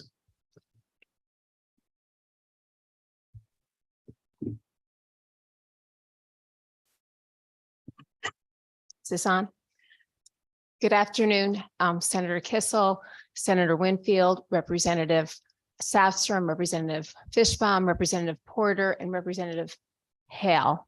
If I have that right. Hall, I can't see, apologize. My name is Cindy Robinson, and I'm here today in my capacity as an officer for the Connecticut Trial Lawyers Association to oppose raised bill 6598. You heard from my colleague Link Woodard earlier today. This bill will overturn a longstanding law in Connecticut that prevents evidence of seatbelt use from being admitted into testimony at trial. Since 1985, trial courts have precluded such evidence for almost 4 decades. On behalf of CTLA, we believe that the logic and the rationale for passage of this law 38 years ago remains the same. Any effort to overturn this law would be a mistake. We believe it would cause injustice and would really throw us backward in time. You know, we should never blame the victim, especially when the victim is likely part of a vulnerable population. The negative impact of blaming a victim for not wearing a seatbelt would include a child who inadvertently unbuckles himself, an elderly person or an infirm person who on occasion has difficulty properly buckling the seatbelt, a person who Link had made mention of his own client who's recuperating from a surgery and temporarily cannot use a seatbelt, but still has to make his or her way to the doctor. The legislature went so far back in 1985 to consider a situation where either a passenger or a driver had an accident, removed their seatbelt, and then may have lost consciousness. Such person which would be faced unfairly with a seatbelt defense when making their claim for damages. The legislator had previously determined that this was an unjust result, and we asked that the legislator continue to find in that way. When the law was passed, the legislative intent was clear when it stated that the failure to wear seatbelts does not cause the accident. Instead, it's careless and sometimes reckless driving, and that should remain our focus. One of the most disturbing effects of such a law would be in the case of a drunk driver or a reckless driver, where such a driver could use the victim's lack of a seatbelt as a defense. And this, I say, would be unconscionable. Passing a seatbelt defense would essentially give careless, reckless, and drunk drivers an excuse when they hurt or tragically kill innocent victims who might not be wearing a seatbelt. Let's continue to stand with the majority of states who agree that the focus for juries is to determine who caused an accident, which has nothing to do with the use of a seatbelt. Please defeat Bill 6598. I thank you for your time, and I'm happy to answer any of your questions. Thank you, Senator Kissel. Thank you. I just want to say thank you to you, Attorney Robinson, for your articulate advocacy on behalf of victims throughout Connecticut and doing a great job for the trial lawyers. And, you know, you just doubled down on what Attorney Woodard testified to, and clearly, I think you make a great case. So thank you so much. Thank you so much, Senator Kissel. Thank you. Comment or question from other members of the committee? Comment or question from other members of the committee? Seeing none, thank you very much for joining us this afternoon. Thank you for having me. Rich Rector. Thank you. Co-chairs, Senator Winfield and Representative Safstrom, ranking members Kissel and Fishbein, vice chairs and members of the committee. My name is Richard Wechter. I'm a senior vice president at Westford Real Estate Management, one of the largest community association management companies in Connecticut. I have been there since 2009. We manage about 200 community associations in Connecticut throughout the state. I manage approximately 638 units. I hold the designation as a certified manager of community associations. I'm also a member of the Legislative Action Committee of the Connecticut chapter of the Community Associations Institute. And also I'm an owner of a condo unit for over 33 years with my wife. I appear here today to ask this committee to support and pass Senate Bill 1072 in its entirety. Karen Johnson has already spoken about section number 4. I'm going to address briefly 1, 2, and 3, and 5. Section 1 of this bill addresses a very serious concern about confidentiality of voting records by members of common interest communities. Currently, not only do associations have to maintain records for a year of ballots, proxies, other records relating to voting, there is no exception in the statute that would prevent a unit owner from saying how one of their neighbors voted. That is not the American way. It's not what goes on every place else. So this section 1 will make a provision where you can see a redacted proxy or ballot, but not an unredacted. We think it's a simple fix, and we urge the legislature to approve this. Sections 2 and 3 of SB 1072 address a long overdue need to increase the fee charged for the issuance of resale certificates. Resale certificates are one of the most important documents that community association managers can prepare and send out. They are relied upon by sellers, by buyers, by mortgagees, by everybody. Over the years, the legislature has increased the number of items that have to go into the resale cert, but the price was fixed in 2004 and is 19 years at $125. We're asking that it be raised to $185 and also tied to the consumer price index, so we don't have to come back every couple of years and ask for an increase. There are other sections of Kiowa that provide for an automatic increase based upon CPI. So we ask that sections 2 and 3 be adopted. Finally, section 5. A couple of years ago, the legislature amended 47252A when Zoom meetings were starting, but there was one thing that was left out, and that was that owners can vote by ballot before meetings. Zoom is here to stay. I'm here. It is convenient. I'm able to do work. I'm here to be able to testify before you today. Zoom meetings for unit owners, for board members, for others that attend board and owner meetings has become just the way of life, and it has been more productive. We have increase in attendance at board meetings and owner meetings. But when you have an owner meeting when there's a vote by Mr. Wechter, members. Yep, Mr. Wechter, for your information, the bell is wrong, so if you could summarize. Okay, this is the technical changes within 1072 section 5. We ask that the committee approve it. Thank you. I'm here for any questions. Thank you very much. Representative Fishbein. Thank you, Mr. Chairman. Good afternoon, sir. I just want to focus on the last section because I understand the intent. I just want to go through the language with you. It indicates that one can vote by electronic or paper ballot prior to the meeting. And I flag how long prior to, or is that, how is that determined? Okay, other sections in Common Interest Ownership Act set forth the parameters by which notice of owners meetings must go out. So they would only be able to vote from the point that the notice went out with the voting documents, with the candidate information forms, with the proposed budget, or anything else that the owners are voting on. That would start the clock when you could start to vote. You couldn't do it before then. Okay, and is the uniform as to how far in advance that notice would go out? I believe it's no less than 14, no more than 60. So there is a time frame within Kiowa set. We're not looking to touch that at all. We're simply saying that within the existing time frame of when you can, when a meeting is going to take, when the notice has to go out and the meeting is held, that's when you would have to, you would be able to submit your ballot up to the night of the meeting.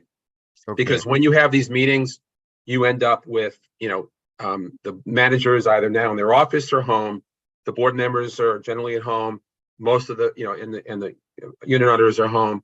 there's no mechanism to be able to take a proxy and convert it into a ballot. It's cumbersome.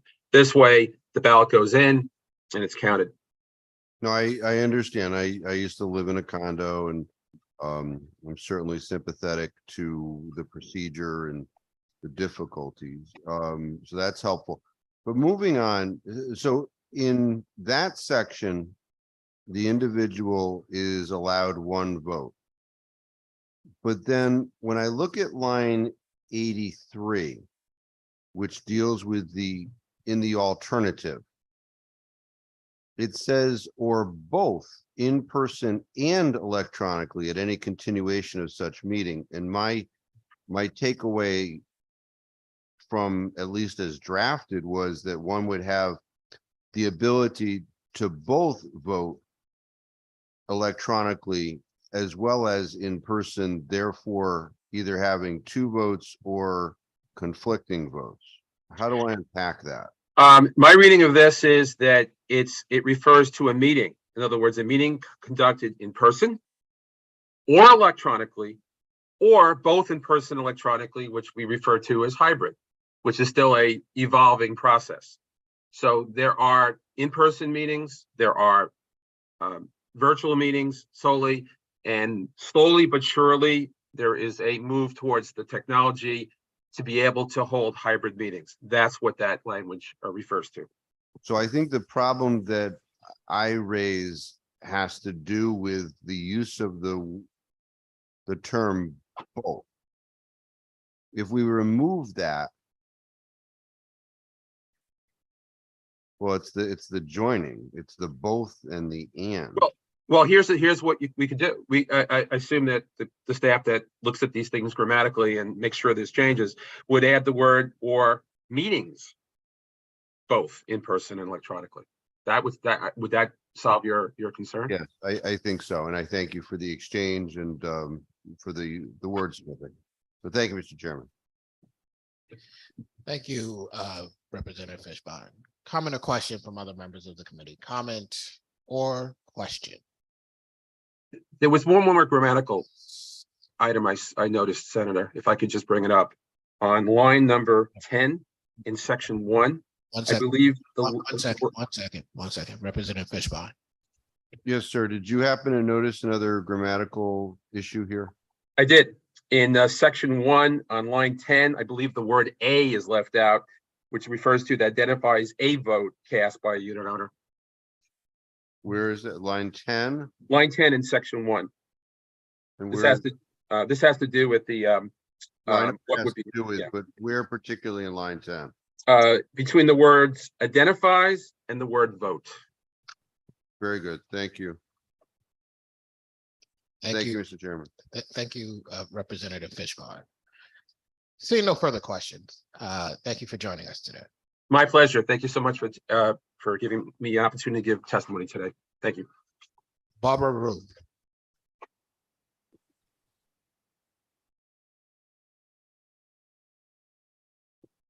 Barbara Rube. Charles Ryan.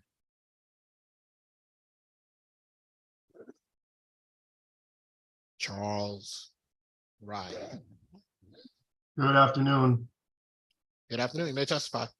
Thank you very much. My name is Charles Ryan, and I am the chair of the Legislative Action Committee. You just heard from Rich Wechter. We have the pleasure of going back to back with condo support here for testimony. I am a partner at Pillacy Ryan Ward with offices in Watertown, Connecticut, as well as Stamford, Connecticut. Collectively, we represent about 700 associations throughout the state of Connecticut. And I'm here to testify in support of Raise Bill 1072. I'll give an abridged version, mainly because Rich just testified, and I'll just stick very closely to the facts and answer any questions if anyone has any. But section 1, we're looking to basically clarify some of the provisions in the law. It goes to the voting process, which was just being discussed. And there's definitely a different view between lawyers in Connecticut as to whether or not a ballot is subject to copy and inspection by owners. And many people just think that they're private and people won't see them because that's just ingrained in society. And that may not be true, and it exposes the association. So we're looking to make sure that identifiable information is redacted. I think that seems to make sense. People would still have the sign-in sheet, still be able to see the ballots, just not who voted, how they voted. There was discussion on the resale certificates as well, increasing the price of them as the liabilities have certainly increased, and also tying it to an inflation factor, which is already in the statute. Beyond that, you heard some testimony even before, Rich, regarding mixed-use communities, Kiowa, and the insurance provisions. Kiowa currently has a very complicated statute on insurance, but it states that in a community that is solely non-residential, you can deviate from it. Otherwise, you can't. And so here we're trying to take the buildings that are non-residential and allow us to deviate in those situations. And that's very important, especially with Blueback Square. As you were hearing, the offices, a lot of them are medical and restaurants. Under Kiowa, the association insures those buildings in their entirety. There's a lot of betterments and improvements that are covered unless you opt out. It can be very expensive, and I don't think we're trying to pass that cost on to the residential owners and whatnot. It just seems to make sense to do so, especially if we split the condos up, we'd be able to do it anyway. And then the last item was the technical fix that we were talking about to allow for voting prior to a meeting, whether it's an electronic ballot or a physical ballot. But I won't belabor those issues. I'm happy to answer any questions. I know you've heard plenty of discussions on these issues, and I know condos are always exciting. Thank you. Comments or questions from members of the committee? Comment or question? Seeing none, thank you very much for joining us today. Thank you very much. Have a great weekend, everyone. You as well. Dana Buchan?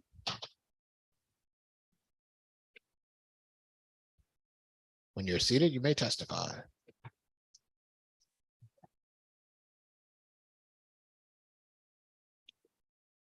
The committee. I am Dana Buchin. I am Honorary Consul of Romania to Connecticut.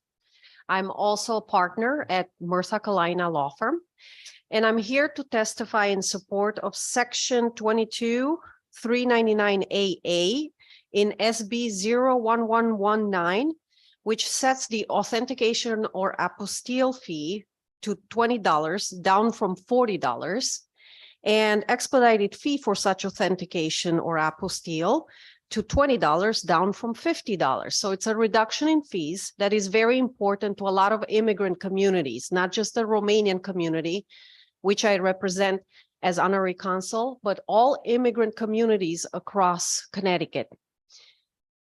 At $40 per apostille fee in Connecticut, as compared to the $10 national average, Connecticut is the most expensive by far state in the nation for authentication or apostille fees, exceeding even Delaware, the second most extreme outlier. This affects negatively large sectors of international business activity.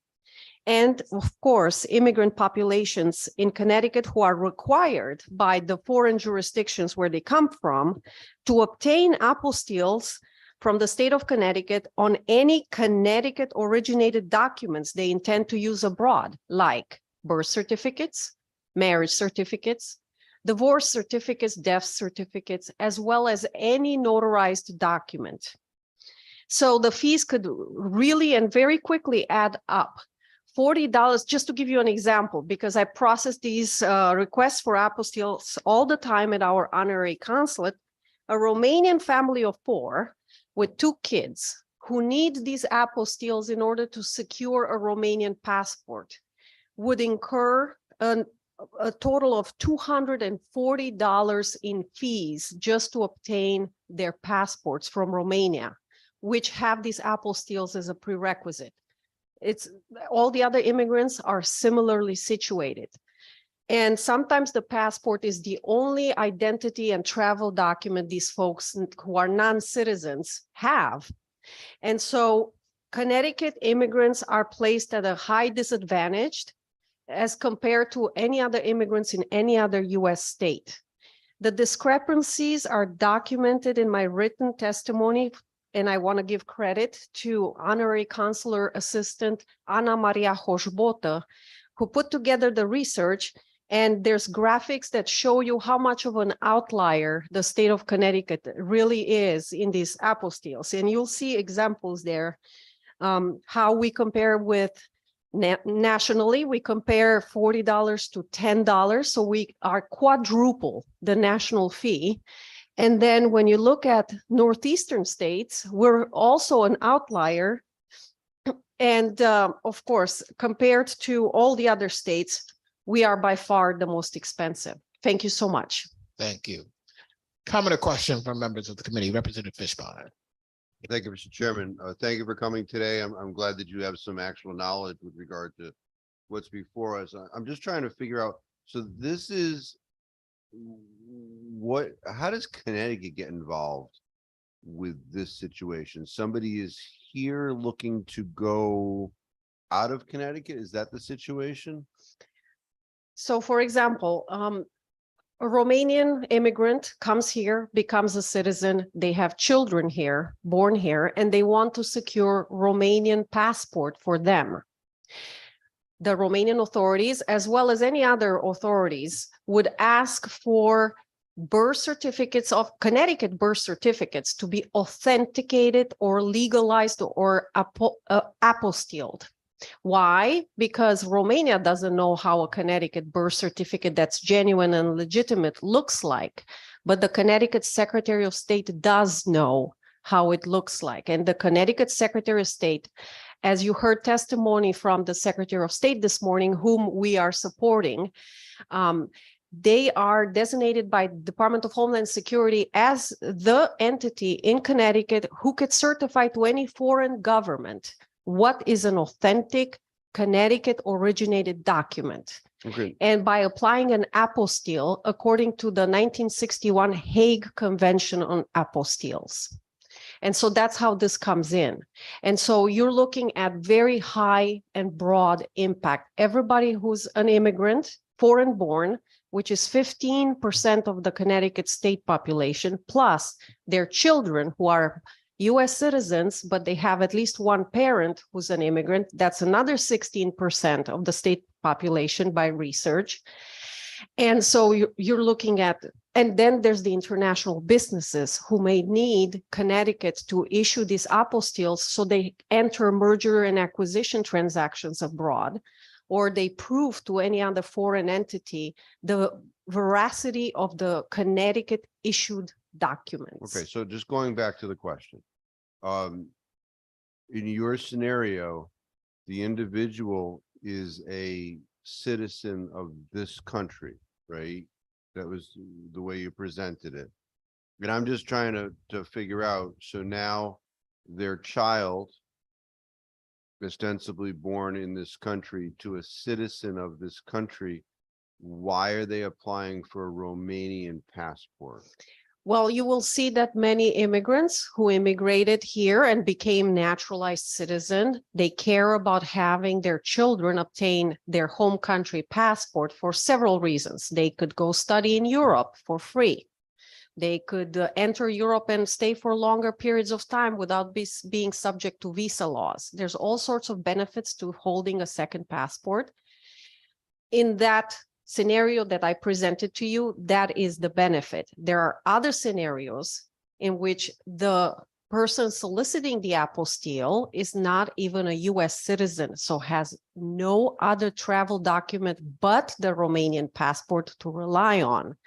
And the Romanian authorities, as a prerequisite to issuing or reissuing a Romanian passport, asks for apostilles on any Connecticut issued documents, like a marriage certificate, because this Romanian immigrant who holds a green card on a Romanian passport needs to prove back to their government that they've married in Connecticut. And only Connecticut Secretary of State is able to verify to the Romanian government that that marriage certificate issued in Connecticut is true. I know, but what you're telling me is that the purpose of holding two passports is perhaps to engage in fraudulent activity. I said no such thing. Well, There's no such, what there's is no the- such purposes for. Okay, so what is the requirement for one to get free college education in Europe? That you hold an EU passport. Okay, so But do you have to disclose that your parents are a citizen of a non-European country? It doesn't matter. It's irrelevant. Agreed. If you Yeah, hold, so you're representing, I mean, One second, Representative Fishbaum. I'm going to counsel you the way I counsel everyone. Both parties, one person asks a question, the next person answers, and so on and so forth. I mean, let's say that we created a process by which you had to prove that you were a Connecticut resident to get free public education. And I know it is different, but I'm still trying.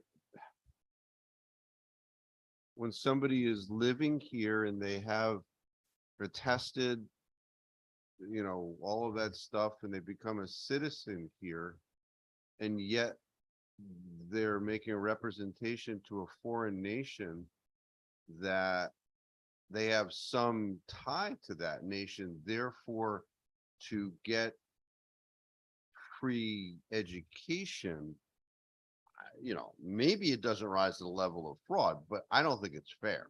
it's in fact explicitly allowed under both US legislation and EU legislation. US legislation does not prevent obtaining a second citizenship. It just won't recognize you as anything other than a US citizen.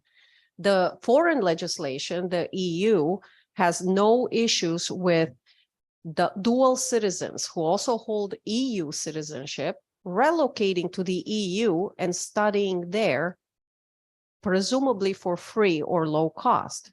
So that's explicitly allowed by the legislation on both sides. There's absolutely no connection to fraud here. This is a usual practice. Well, the basis of fraud, as you're aware, is a representation that's relied upon that is not materially correct. So I would think that the intent of that free college education is to educate those in those countries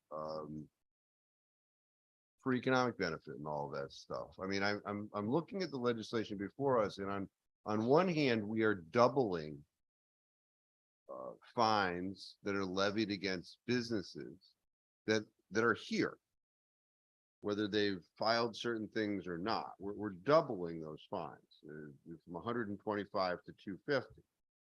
And the portion you're here testifying on is cutting the fees in that particular case in half, to at least in part promote this activity that I just don't find to be appropriate. But I also want to. One second. Yeah. I think we're getting a little bit outside of the testimony that was provided, about asking questions about whether things are legal that have nothing directly to do with the bill. Well, I asked about the purpose, and what I was told is one of the purposes is so that a representation can be made to a foreign country in order to get a college benefit. That was the response. No. The response also suggested the legal framework, and whether or not we agree with the legal framework is not a question here. Well, the question is whether or not we should reduce the fees charged by the government for one to partake in that venture. So that's what's before us. So public policy wise, I don't know that I'm in favor of cutting the fees at this point, but I thank you, Mr. Chairman, and thank you for coming here today. Yes, thank you. And I also wanted to point out that it's for business purposes too, not for own individuals. There's a question for you. Senator Kissel.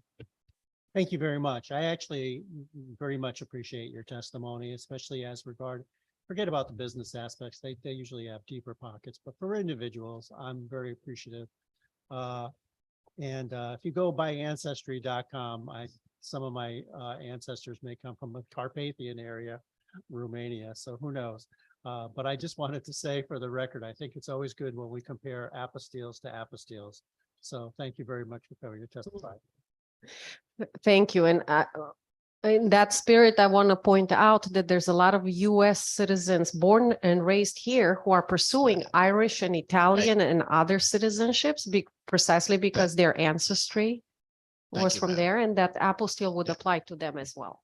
Are there other questions or comments from members of the committee?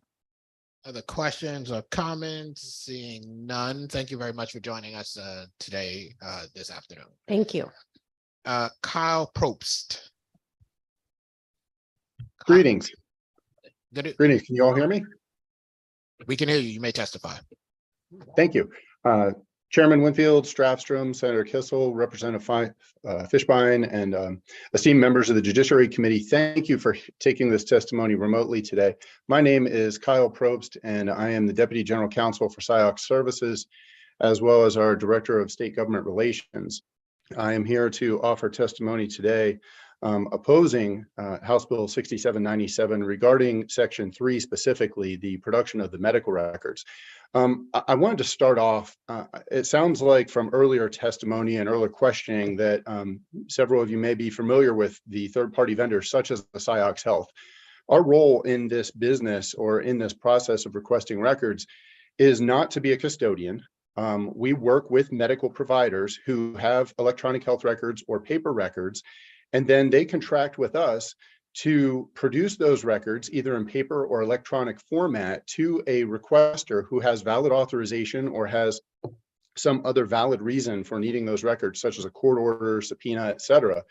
And we make sure that we protect patient privacy when we're doing that. We go through the record and do a quality assurance check to make sure that every page of that record is that patient. Every page of that record does not contain highly sensitive information that needs patient authorization to be disclosed.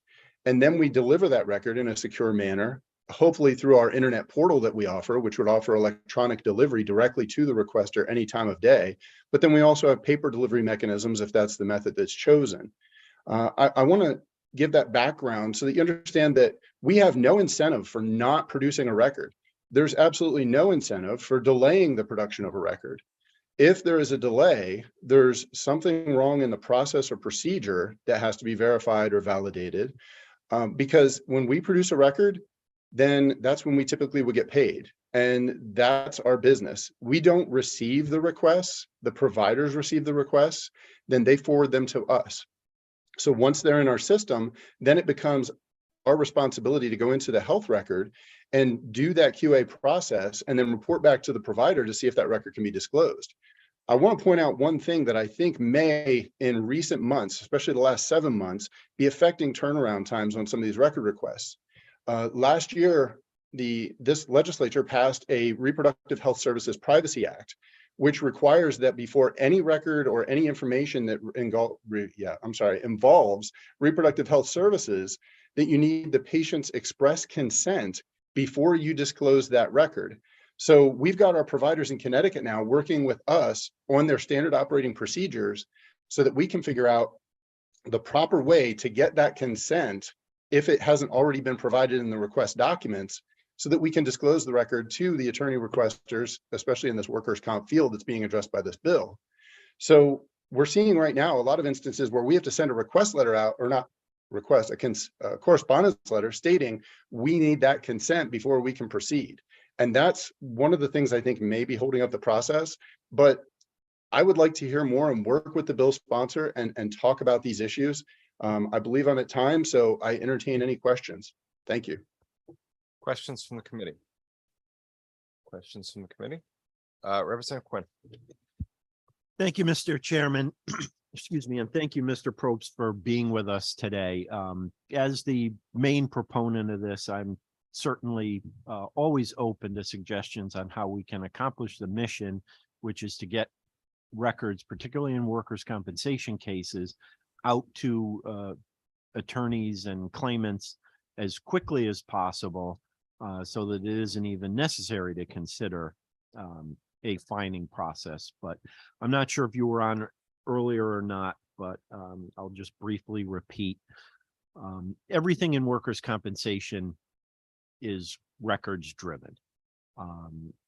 And it affects both sides. A delay in issuing records can cause a respondent to be paying benefits for a longer period of time than they would have ordinarily had the record been disclosed in a more timely fashion. So, it used to be that most medical providers handled records themselves, but with all of the complexities, I know a lot of the larger providers are outsourcing it to companies like yours.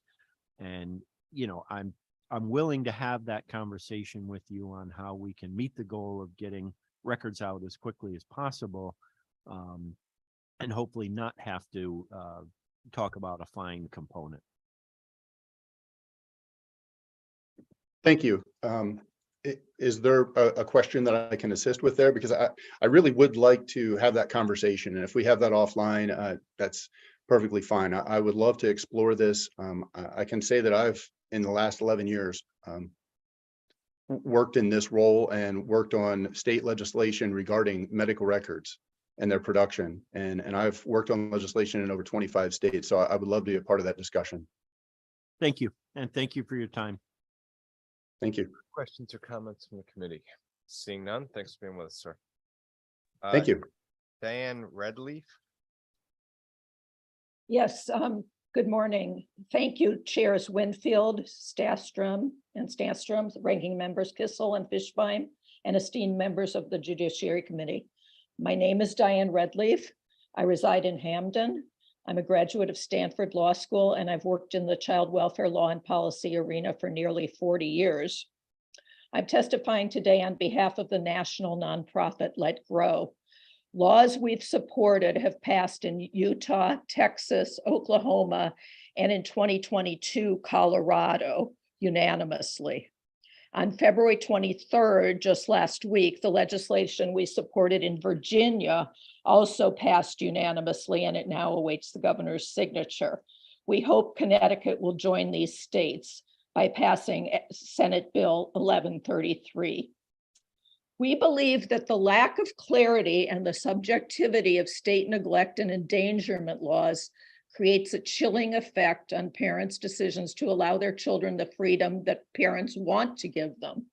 The lack of a clear legal line between ordinary childhood activities and conduct that truly requires state intervention leads to confusion on the part of parents and a reluctance to let children have the independence that they crave and are ready for. The legislation we advocate has 4 elements. First, it eliminates highly subjective language like neglect being a lack of proper care. Second, it exempts independent activities expressly from the state's definition of neglect. And it creates a non-exclusive list of what those activities are. Third, it clarifies that neglect requires evidence of an obvious danger that the parent has willfully disregarded.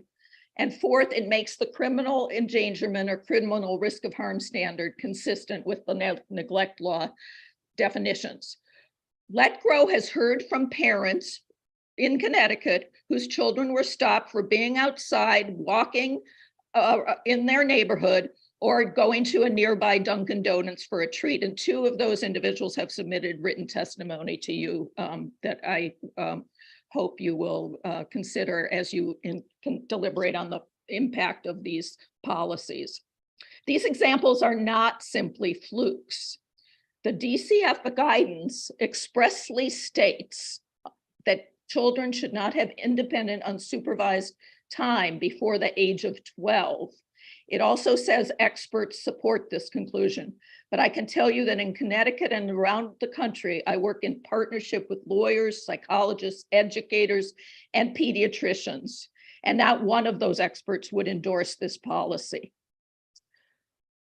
SB 1133 will benefit lower income families who need more flexibility. Not all families have the means to watch their children 24/7, and it advances racial justice too. We know that nationally, 53% of African-American children will have some form of a child protection investigation at some point in their life, as compared with 37% of Caucasian children, and that at every step, the system disproportionately intervenes against people of color. Around the country, bills like this one have been unanimous or nearly unanimously passed in now 5 states.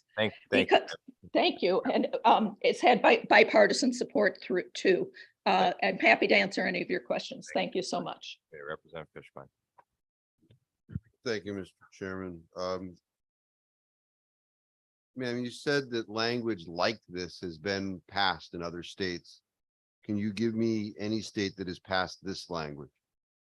Not precisely, because we obviously the language has to be tailored to the existing neglect definition, but Professor Pimentel has done an exhaustive analysis of all the legislation that has passed so far in terms of their elements and the language. And so for example, the word willful disregard has various variations. In Illinois, it's blatant disregard. In Oklahoma, I believe it's willful.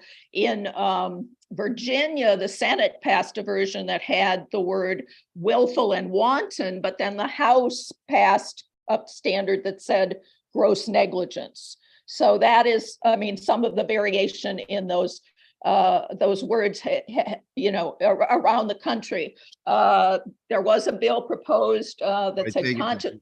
So anyway, you know, there's variation on those word choices. Yeah, so the answer is no. No, not precisely. Okay. And you're not a lawyer, correct? I am a lawyer. I'm a graduate of Stanford Law School. Are you licensed to practice in Connecticut? No, I am not practicing law in Connecticut. I'm licensed in the state of Illinois. Okay. And have you ever been involved in any case involving Department of Children and Families here in Connecticut? Not directly. No. Can you give me a scenario in Connecticut that you claim is being addressed by this particular legislation? Yes, 2 individuals filed written testimony with this committee describing their scenarios of the children being stopped for walking in their neighborhood, walking to a Dunkin' Donuts. Those are two examples. Just today, there's an article, an opinion, an op-ed by Representatives O'Day and Sims, and they address some additional examples that I don't have the details on, but we are aware of cases in Connecticut, yes. Sure, I am too, because I actually practice in this area as a lawyer. Representative Sims is not a lawyer. Representative O'Day does not practice in this area. So I'm just trying to identify the problem that we're looking to cure here. But I'm looking at the language, and basically it says that if a child engages in an independent activity, that DCF is barred from making a finding of neglect of that individual. Is that generally what we're dealing with here? I wouldn't say they're barred. If the activity presents an obvious danger to the child, then that activity or certainly could be treated as neglect. The danger language is there, the obvious danger language, and that's meant to be an objective standard in the law. So this does not bar investigations if there is an obvious danger to the health or well-being of the child. Okay, but would you agree with me or disagree with me that obvious danger to the health of the child is subjective? Well, I think it's much less subjective than the current law. I mean, there's obvious to who, but the problem that we see, and as we see around the country, is the problem of hindsight, the problem of speculative harm, the problem of how serious the harm. And that's why I think the issue, it's stated that way, so that it would be something that a parent who has the well-being of the child at heart and is presumed under our constitutional system to have that interest unless they've been shown to be unfit. It's that person's judgment, unless so we're not talking about speculative harms or hindsight, but rather dangers that a parent would not ignore. So if a neighbor contacted DCF and said, I know that next door, they leave their 14-year-old alone after school at the home, DCF would not be able to do something because that's an independent activity. Is that? I would say that 14-year-olds throughout history and, up until reasonably recently were routinely left home, and that unless there is some obvious danger, I don't think we want our state to be spending its precious resources trying to look for problems that child might have.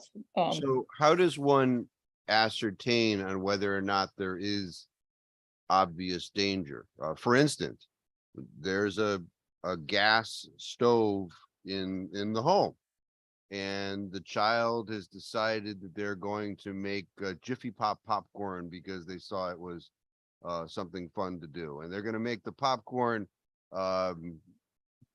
get burn faster or pop faster because they're going to use that lighter fluid they saw the parents use on the weekend.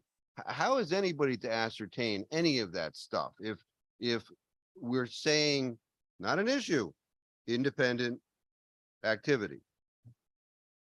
Well,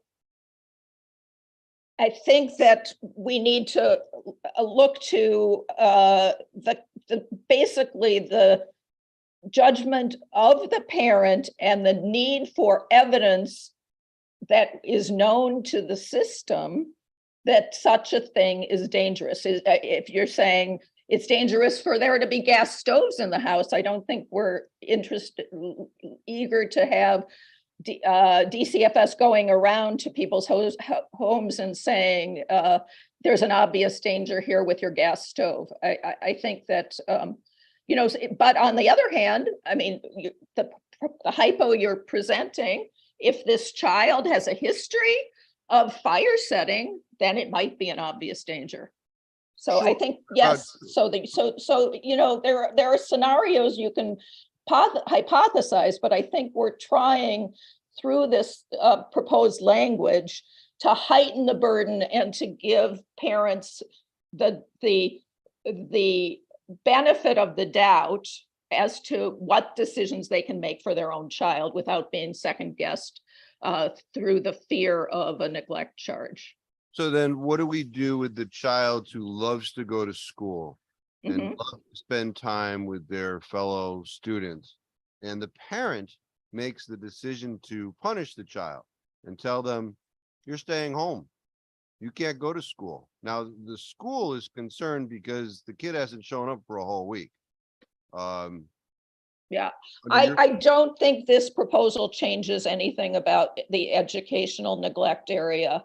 And so I wouldn't say that we are changing anything regarding that whole scenario of educational neglect.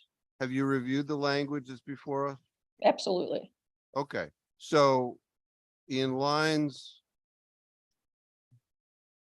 18, well, it starts in 17. It describes what this independent activity is, and it says that the child is without direct supervision. And it goes on to say that it includes, but not limited to, which that could be in anything, traveling to and from a school or commercial or recreational facilities by means of including walking, running, bicycling, or other similar mode of travel, engaging in outdoor play, and being in a home or other location. So if the parent has chosen to preclude the child from going to school which I think is a bad thing, then being in the home is an independent activity based upon your language. And what about other location? So the child is found to be in a place that is known to sell drugs. Right. I mean, that's where, the question of obvious danger comes in. Where's the obvious danger? It's known to. If it's known to the parent, then that could be an obvious danger. I think, I don't think we can answer every scenario in legal language. And of course, there's a rule for rulemaking and training, as Mr. Marlowe explained.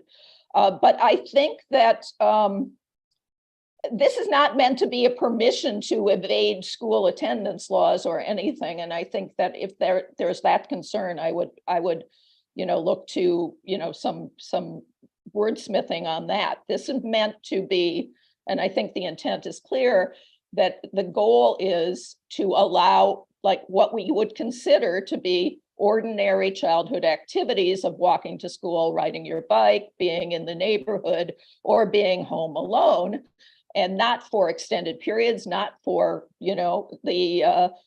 as an evasion of the requirement of being in school. Well, I thank you for coming here today, and I thank you for indicating that you haven't been involved in any of those cases. I wish that somebody who's claiming the system needs to be changed would come and testify, who has actual knowledge, so that we can have the exchange about their particular Yes. case.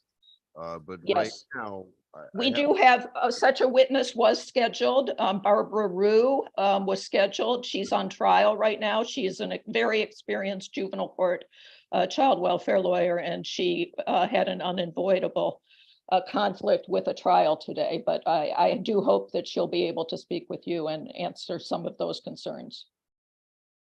I hope so as well. So, but thank you, Mr. Chairman. Thank you, Representative Howard.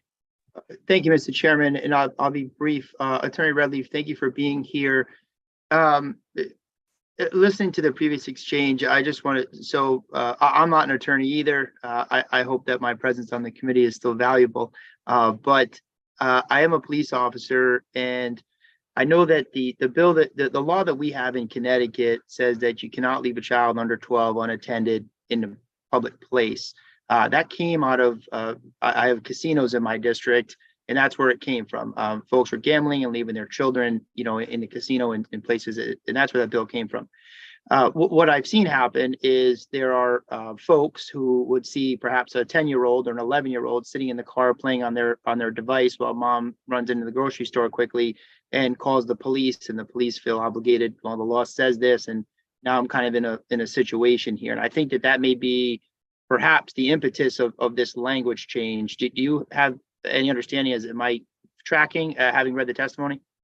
Yes, that is in part, but it's also libraries. We have heard about kids being, not allowed to even go in a library under the, this is an issue, and the location issue is meant to cover not just people who have homes, but people who have might be, impoverished, living in a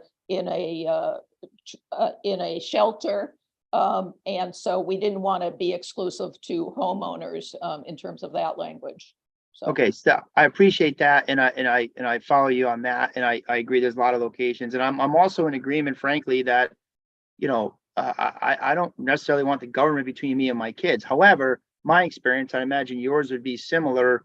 There are parents who make poor decisions and put their children in danger. Here's my concern that I want to ask you about. I'm looking at the bill, and I'm looking in lines 14, 15. An obvious danger as understood by and based upon the parent, guardian, or other caregiver's knowledge of the child's maturity. That's for the part that gives me a little bit of cause for concern, because in the previous exchange, we discussed, well, who's to determine it? Well, the language says the parent does, which presents, in my opinion, two problems, and I like your feedback on it. One, if the parent determines that it's safe and the professionals at DCF know otherwise, how do we get beyond that? And two, what happens when you have two parents that are using their children as pawns in a divorce? Not saying that happens. And you got one parent who has a specific opinion on that and another one who has a very different opinion, and they're both leveraging the local police department and DCF to do it. How do you address that under this current language? And would you support wordsmithing that to clear that up so that we can have a way that when DCF specifically determines that this parent is making very poor decisions for the welfare of that kid, that they still can take action? Right. Yeah, that I'm looking at the language and I'm seeing a little bit of an inconsistency between the first section and the second, because the first one does create a purely objective standard, and the second part says as understood by the parent. What we're trying to do is, though, have some deference to the parent's knowledge of the child rather than an assumption that based on some factors that are not known, to the agency, that they're or about the child and their abilities, that they would be applying their own judgments, as we've heard, is the concern. So I do support reconciling those. I do know that this is used as a weapon by, the more hyper protective parent will say that the judgment of the other parent to allow a child to do an activity is something they disapprove. And so we want to tighten that standard so that it can't be weaponized. So these are judgments that the custodial parent primarily would be making. And would not be able to be weaponized, and also that the agency would be able more readily to screen out those cases that don't present that degree of danger to the child. All right, I appreciate that, because that is the big part of my concern here, is the potential of leaving an obviously irresponsible parent as the sole decider of this. So I appreciate your feedback. And I look forward to working with some of my colleagues to clean that up. Thank you. And thank you, Mr. Chairman. Representative Pavlik. Thank you, Mr. Chair. I'm trying to get some clarity here. As far as, is it your understanding under current law, then, because you name it specifically in here, can a child walk to school or walk over to the park? Let's just say it's an 11-year-old. Is that, could the police or DCF be called in that instance under current law? Yes, absolutely. And the guidance, which is very troubling to us, the DCF has specific guidance. It says a child under the age of 12 cannot be alone. Yeah. And the rules are similar, the DCF's rules. So in terms of proper care, that is an interpretation that the word proper, has essentially delegated to the agency. And we just feel that is inappropriate. 12-year-olds, obviously. The same policy says that a child can't babysit before the age of 15, while the Red Cross has training for babysitters as young as 11. Yeah, I understand I think the point that you're getting to here. And of course, I understand Representative Howard's concerns and maybe Representative Fishbine's as well, that, in different circumstances, of course, there's a lot of variation, right, in ages and the individuality and ability of the child, right, the maturity, and of course, I guess the parents as well, and the weaponizing, of course, is a concern. I think we all, not we all, but many of us who practice in family law see that very often. But I have to say that I don't know if I should turn myself in now for the future, maybe turn in my parents and turn in probably half the people I know, if not 100% of the people I know, because all of us at some point walk to school or walk to the bus stop or went to the park or things like that when we were, various ages. And of course, I don't remember the exact age, but to think that DCF could say that, what I think my 11-year-old or 12-year-old should or shouldn't be doing, or what they're capable of, and possibly, at that point be investigated and just, who knows what else, I find completely disturbing. And you know, with the way the laws are progressing in this state, it's just pretty sad. And, you know, Yes. just the government involvement in all of this, I think, is insane that for a kid going to the park or going to school or the bus stop, that the government would call that neglect is pretty sad. I don't know if you had something else you wanted to add. No, I just think that you're right, but you know, we're not saying that every caseworker is going to enforce it that way, or every police officer. Certainly they're not. But if a parent wanted to know what this legal standard was, and they investigated and they checked into the policies, they would say, oh my goodness, I am afraid if I allow my kid to do this. And then of course that stifles the child's ability to learn and grow and develop. I mean, and all the ways that the testimony, we have some wonderful written testimony on the impact of this that I hope you will look at as you're deliberating. Yeah, and I think, like you pointed out, and Rep. Howard did that. Yeah, there probably needs to be some changes in the language, but I do appreciate the bill being put forward. And you know, again, we're looking at different situations and trying to apply the same rule. And clearly, maybe we should even have different rules, different situations, because the person sitting in the parking lot of a casino is clearly, I don't think that's appropriate for a kid to be sitting there, yet the kid riding their bike to the park or going to school, as many do already, I think is a total different situation. So, and I would hope that they would be treated differently. But thank you for this, for your testimony, and I'll definitely read the written testimony of some of the other individuals. So thank you. Thank you. Thank you. Further questions or comments from the committee? If not, thanks for being with us, ma'am. Thank you. Next up will be Peter Myers.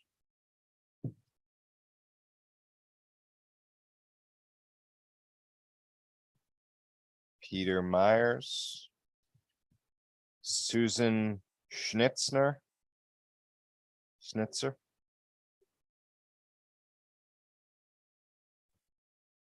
Hi. Sorry, can everyone hear me? Yep, go ahead. ma'am. Okay, great. All right, well, thank you. Good afternoon, esteemed members of the Judiciary Committee. My name is Susan Schnitzer. I'm the president and CEO of the Connecticut Institute for Refugees and Immigrants, known as CIRI. And I'm honored to be here and very grateful for the opportunity to support legislation set forth by the Connecticut Trafficking in Persons, otherwise known as the TIP Council, for which CIRI is an active and original member. We are here in support of House Bill 1117, an act providing protections for persons who have been trafficked and additional measures to prevent trafficking. For over 105 years, CIRI has worked throughout Connecticut, welcoming refugees and immigrants throughout major global crises, resettling and supporting survivors of war, genocide, poverty, domestic and sexual violence, child abuse, human trafficking, and other crimes. For the past 17 years, we have collaborated with local, state, and national partners to mitigate the impact of all forms of human trafficking for all survivors, youth and adults, those born in the U.S. and those born abroad now living in the U.S. Over these 17 years, we have witnessed an expansion in partnerships as evidenced by Connecticut TIP Council and the CIRI-led Connecticut Coalition Against Human Trafficking memberships, and the impact of our state and nation's coordinated efforts to offer safety and healing to survivors and to hold perpetrators accountable. Global, national, and state entities are working to end human trafficking. Unfortunately, the numbers estimated globally are somewhere between 24 and 40 million, with a report from the U.S. Department of State showing that just a small fraction of those folks are identified, and even a smaller fraction of those, the perpetrators involved in those cases, are brought to justice. Reports also indicate that women are 3 times more likely and children twice as likely to be victims as men. Ongoing political and economic instability in many nations provide the opportunity for traffickers, sometimes the governments of those nations, to prey on marginalized populations. And here in the US, it is also a crime that goes largely underreported, as perpetrators target the most vulnerable of all of our neighbors. Survivors of sexual violence and human trafficking, and that includes labor and sex trafficking and domestic servitude, need the same support from our community as survivors of domestic violence. These crimes frequently share characteristics, including a dynamic of coercive and financial control, with similar needs for resources to support both liberation and recovery. Economic self-sufficiency is imperative for survivors of all crimes to remain safe and have the ability to thrive, to volunteer in our communities, raise healthy children that grow into healthy adults, and to have the same access to basic human rights as those fortunate enough not to have endured these horrific traumas. It's vital that victims of sexual assault and human trafficking are protected under the employment provisions, under the employment provisions to ensure that they can gain economic self-sufficiency. And I do just want to thank you all and implore you to pass the legislation as presented by the Connecticut Trafficking in Persons Council. Thank you very much. Thank you. Questions, comments from the committee? Questions or comments from the committee? Representative Fishbein? Thank you, Mr. Chairman. The language, is the entirety of the language as submitted by the council? It should be. Okay, the adjustment to the civil protection order portion, is that part of the council's asks also? I believe it is. I was on earlier when we were talking about the stalking. Yeah, why does the council believe that it's appropriate to remove the condition precedent that one be threatened with physical force or injury to get a order?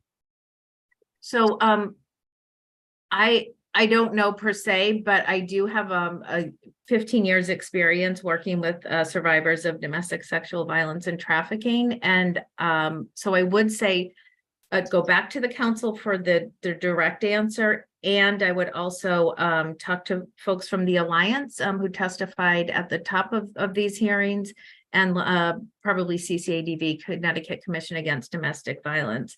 In my experience, and I'm building off a bit of what some of our colleagues have said earlier, a lot of times victims are afraid to come forward. They are afraid of the person who's stalking them, who's abusing them, who's bullying them. We don't always know. So even when we're talking about kids in school, we don't know what threats the perpetrators are putting upon victims. And when you're talking about adults, when you're talking about trafficking, domestic violence, and sexual abuse, there is, as we said, there's this huge imbalance of power and control. So there's myriad reasons why people may not admit that there is fear. So I think we would take that into consideration. That is my opinion. And to answer a question that I think you also may have I seen this with people? Yes, I have. Okay. I've seen it. I've read about it. We've experienced it in my former agency and in this current agency as well. Okay, seeing something and being involved in something are two totally different things. Are you a lawyer?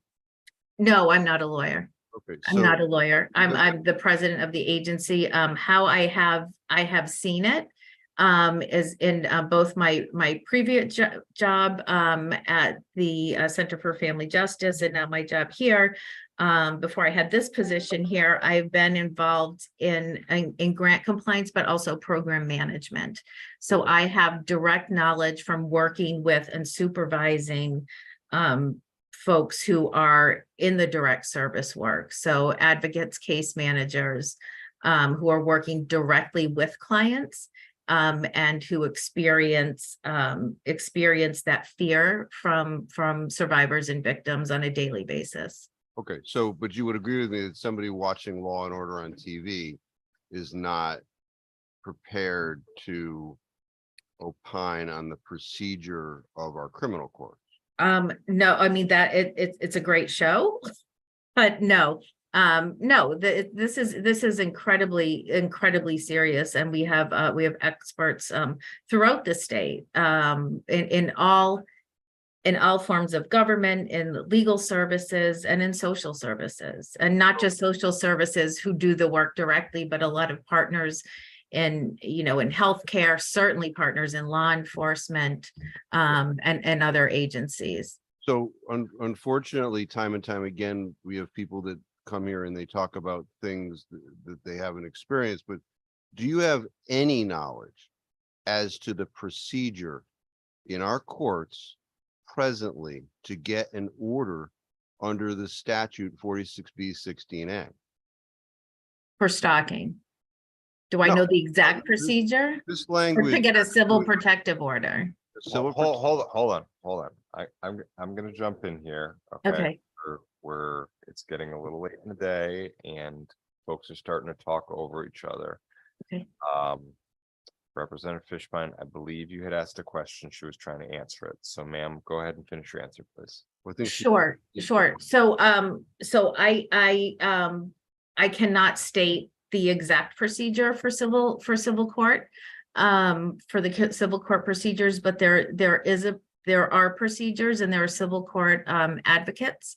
I believe in each of our major courthouses that are connected. Well, I know, I don't know if they're in every court, but I know they are all connected to member organizations of Connecticut Coalition Against Domestic Violence, and follow procedures that are put forth by the state. That is not my area of expertise. But there are, and I do know the threshold for the difference between a civil or protective order is very clear. Okay, so my question was, do you know anything about the procedure in Connecticut to get an order under our statute 46B16A? Well, the procedure would be if I had someone that needed that assistance. So you're asking if I could go represent somebody in court? Absolutely not. I would call one of our partner agencies who that is their area of expertise in their work. No, that wasn't my question. So let me just explain to you a little bit about the procedure. So initially, one files an application. Part of that application is an affidavit. That affidavit is submitted to the court on what is known as an ex parte basis. That affidavit is reviewed by a judge, then makes a determination in conjunction with the statute whether or not an order on a temporary basis should be issued. That order, if it meets the four corners, you're entitled to a hearing within 14 days. You're asking us to change part of the criteria that the judge would review on an ex parte basis. And just to explain, ex parte means that the judge is basically in their chambers. It's not in a courtroom. They're reviewing papers. The individual that is accused of engaging in this unwarranted conduct does not know about this. They don't have the opportunity to respond to it. A judge is about to issue an order. Now, right now, you have to put in your application that somebody contacted you on numerous occasions and they threatened physical harm or violence to you. Right. What you would have the law changed to is to remove that requirement that they allege physical harm or violence to you. So what we're left with is, judge, this person contacted me on Facebook 10 times, issue a civil protection order that takes their firearms away and keeps them away from me and doesn't allow them to contact me without any response from the individual. That's what you're asking us to do. So, and again, I'm going to go back to two things I said before. One is for the true intent of what that is to mean. You will have to ask the TIP council who put this together. My interpretation of it and why I'm supporting it is because is directly related to the fear that a lot of victims will feel about even coming forward. So I do understand the process that you're talking about. In most cases, there is free support available from civil court advocates that work through the Domestic Violence Coalition that will help. Now, I don't know, someone contacts you 10 times on Facebook. I would highly doubt, I am not an attorney, but I would highly doubt that if somebody, asked me 10 times, do I need, do we take clothes, right? Do we accept clothes as donations? That's not harassment. Most times it may be because I haven't gotten back to them in a timely manner. But if somebody is really sending something very threatening to somebody, I would assume that that would look very differently to the court and the judge. So, maybe the language needs to be discussed and clarified. But my guess, my educated guess, my interpretation was that that is being removed so that the court can protect folks who really aren't able, for whatever reason, likely fear, to protect themselves. I don't know what the thresholds are on contacts. Sometimes I do not know that detail. So my interpretation and my reason for supporting this is not from an attorney standpoint. It's from a social service agency standpoint, and having 15 years experience working with victims. No, I understand it, but I think I got the answer. I think you agree with me that it is relevant whether or not the person is fearful. So I'm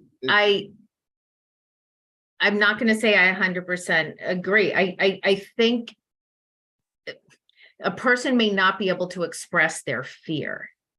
And that's where that piece of it sounds like it needs more clarification. And that is, it's the ability to protect people who are not able to express their fear. You might see it in their face, you might feel it, right? You are an attorney, so I'm sure you've been involved with these, but the words may not come out of their mouth. So what's going to happen at a hearing? So you lower the bar and you prove somebody contacted someone 10 times on Facebook. There were no threats, but it meets the statute. A judge issues an order, and then what's before the court 10 days later or within 14 days is whether or not that order should continue. But you're telling me that this person can't now they're in court. And the scary person is at the other table in court. Yeah. And you're telling me that the person couldn't put it down on paper, but they're going to be able to tell the court in court in front of that individual what's happening. I got it. No, what I'm saying is they will definitely not be able to do the second thing, but they may not even be able to put it down on paper. That's what I'm saying. So what I guess to kind of summarize, and I'm more than happy to to talk about this offline as well. What I'm saying is I believe the intent of the change is to allow the court to make a decision, but to also have the ability to protect people when we see that there is risk and fear, but that victim is not able to discuss it, to verbalize it, or to write it, to communicate that in any way for fear likely of retribution. I thank you for coming and for your advocacy. Yeah, no, thank you for the questions. Questions or comments from the committee? Further questions or comments? Representative Porter.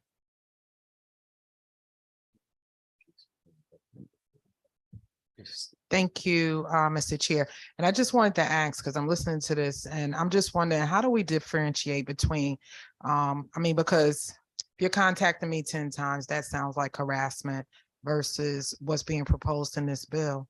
And with a protective order, there's actual, if you violate that, jail time that's possible that wouldn't be mandated to be served. So I'm just concerned that people will use this going in the opposite direction of what you're describing. Do you have a response for that? Yeah, I do. I believe it's only talking about civil orders, not criminal protective orders. That's my guess. So I don't know, I don't believe, and somebody who has more knowledge, you can jump in, that with a civil order, that jail time, is, if you violate it, that there is jail time. You know, there are a lot of, this is one sentence. I do want to say, I think this, this requires further discussion and specificity, with the members of the TIP Council, and we are members of the TIP Council as well. Because we certainly don't want to, you know, it's not to, this is to keep people safe, right? The intent is to keep victims safe and to prosecute perpetrators. It's not to punish behaviors that fall outside of that realm. So I don't know that I'm answering fully, but I don't know that I can answer fully. Thank you. But thank you, Representative Porter. Welcome. And I'll just ask Chair Stastrom if you can speak to that, because that is a concern, and I don't know if it's a valid concern if that's not the case, and if what she's stating is actually true. Is that a question to me, Representative Porter? Yes, please, through you, Mr. Chair, to you. We're in a public hearing, Representative. We're not asking questions on the bill. Okay, I was just trying to confirm whether or not this, I'll have a sidebar conversation with you. Thank you, Mr. Chair. All right. Next up will be Matt Knickerbocker. Good afternoon, esteemed members of the committee. Thank you for the opportunity to speak with you today. My name is Matt Knickerbocker.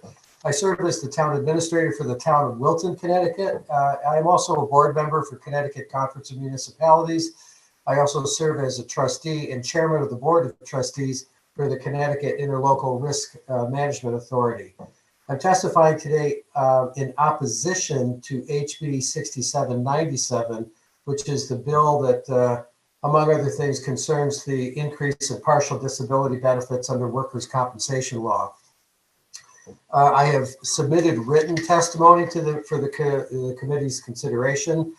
Just to hit the highlights, the main point of opposition on this bill is the very drastic increase in benefits, which, according to the State Office of Fiscal Analysis, which has been performed over several years, would result in significant cost increases, not only to the state, but to individual municipalities.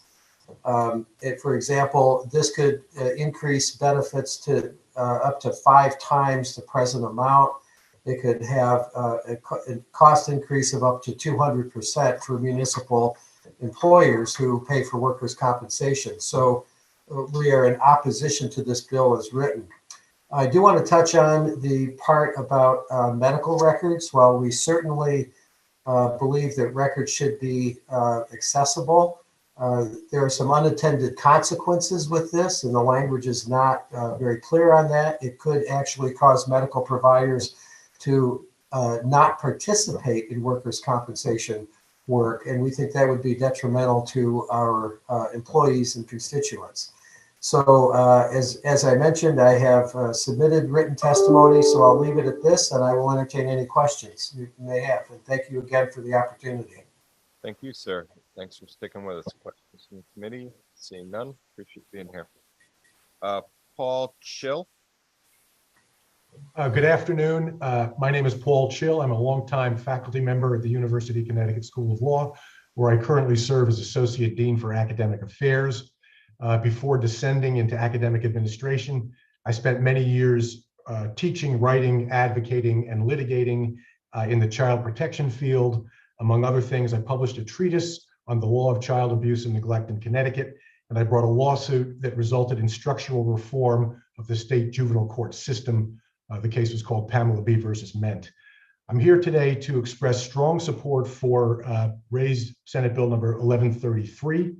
I believe the proposed bill puts sensible constraints on DCF's ability to interfere with parents' reasonable exercise of discretion with respect to how much independence and autonomy to give their children. These are obviously highly individualized and contextualized decisions on which reasonable minds may differ and reasonable people may weigh competing values differently. The proposed bill aims to ensure that such differences do not give rise to a DCF investigation, much less removal of a child, unless an appropriately high bar is met. In doing so, I believe the bill strikes the right balance between protecting children from parental neglect on the one hand and protecting them from the well-established harms that result from the removal and placement in foster care and that can result from a mere DCF investigation on the other. These harms are not speculative. Fraught encounters between DCF investigators and anxious and frightened parents can trigger escalating DCF concern and intervention, even where no neglect is present. I've represented parents whose children were removed essentially because they gave a DCF investigator too much lip. A substantiation of neglect against a parent and the parent's permanent placement on the state child abuse and neglect registry can cost them their job and even career, putting even greater stress on perhaps an already struggling family. An arrest can obviously lead to an even greater deleterious impact. These harms should not be threatened because a parent's reasonable exercise of judgment and discretion with regard to how much autonomy and independence to afford their child. Thank you, sir. Thank you. Questions? Representative Fishbein. Thank you, Mr. Chairman. Sir, when you say you've represented, have you actually represented in court someone involved in one of these cases? So the last time that I represented, yes or no question, sir. I'm sorry? Have you actually represented anyone in court involving one of these cases? Do you mean a case where involving this particular issue or child abuse and neglect generally? Something that you're looking to cure here. I'm not sure, but I don't think so because it's been over 15 years since I represented parents and children in court. Okay. So are you aware of the current bill that we have going through the legislature? It's HB 1048. I am not. Okay, well, actually, it's a Senate bill. It went through the Children's Committee, which has to do with a very similar topic, creating an affirmative defense. You're not aware of that? I think it was mentioned to me, but I have not read the bill and I'm not specifically aware of its provisions. I apologize. So that bill has already been JF'd by the Children's Committee, but moving forward from there, can you just give me the worst scenario that you have personal knowledge of involving DCF that you're looking to cure through this legislation?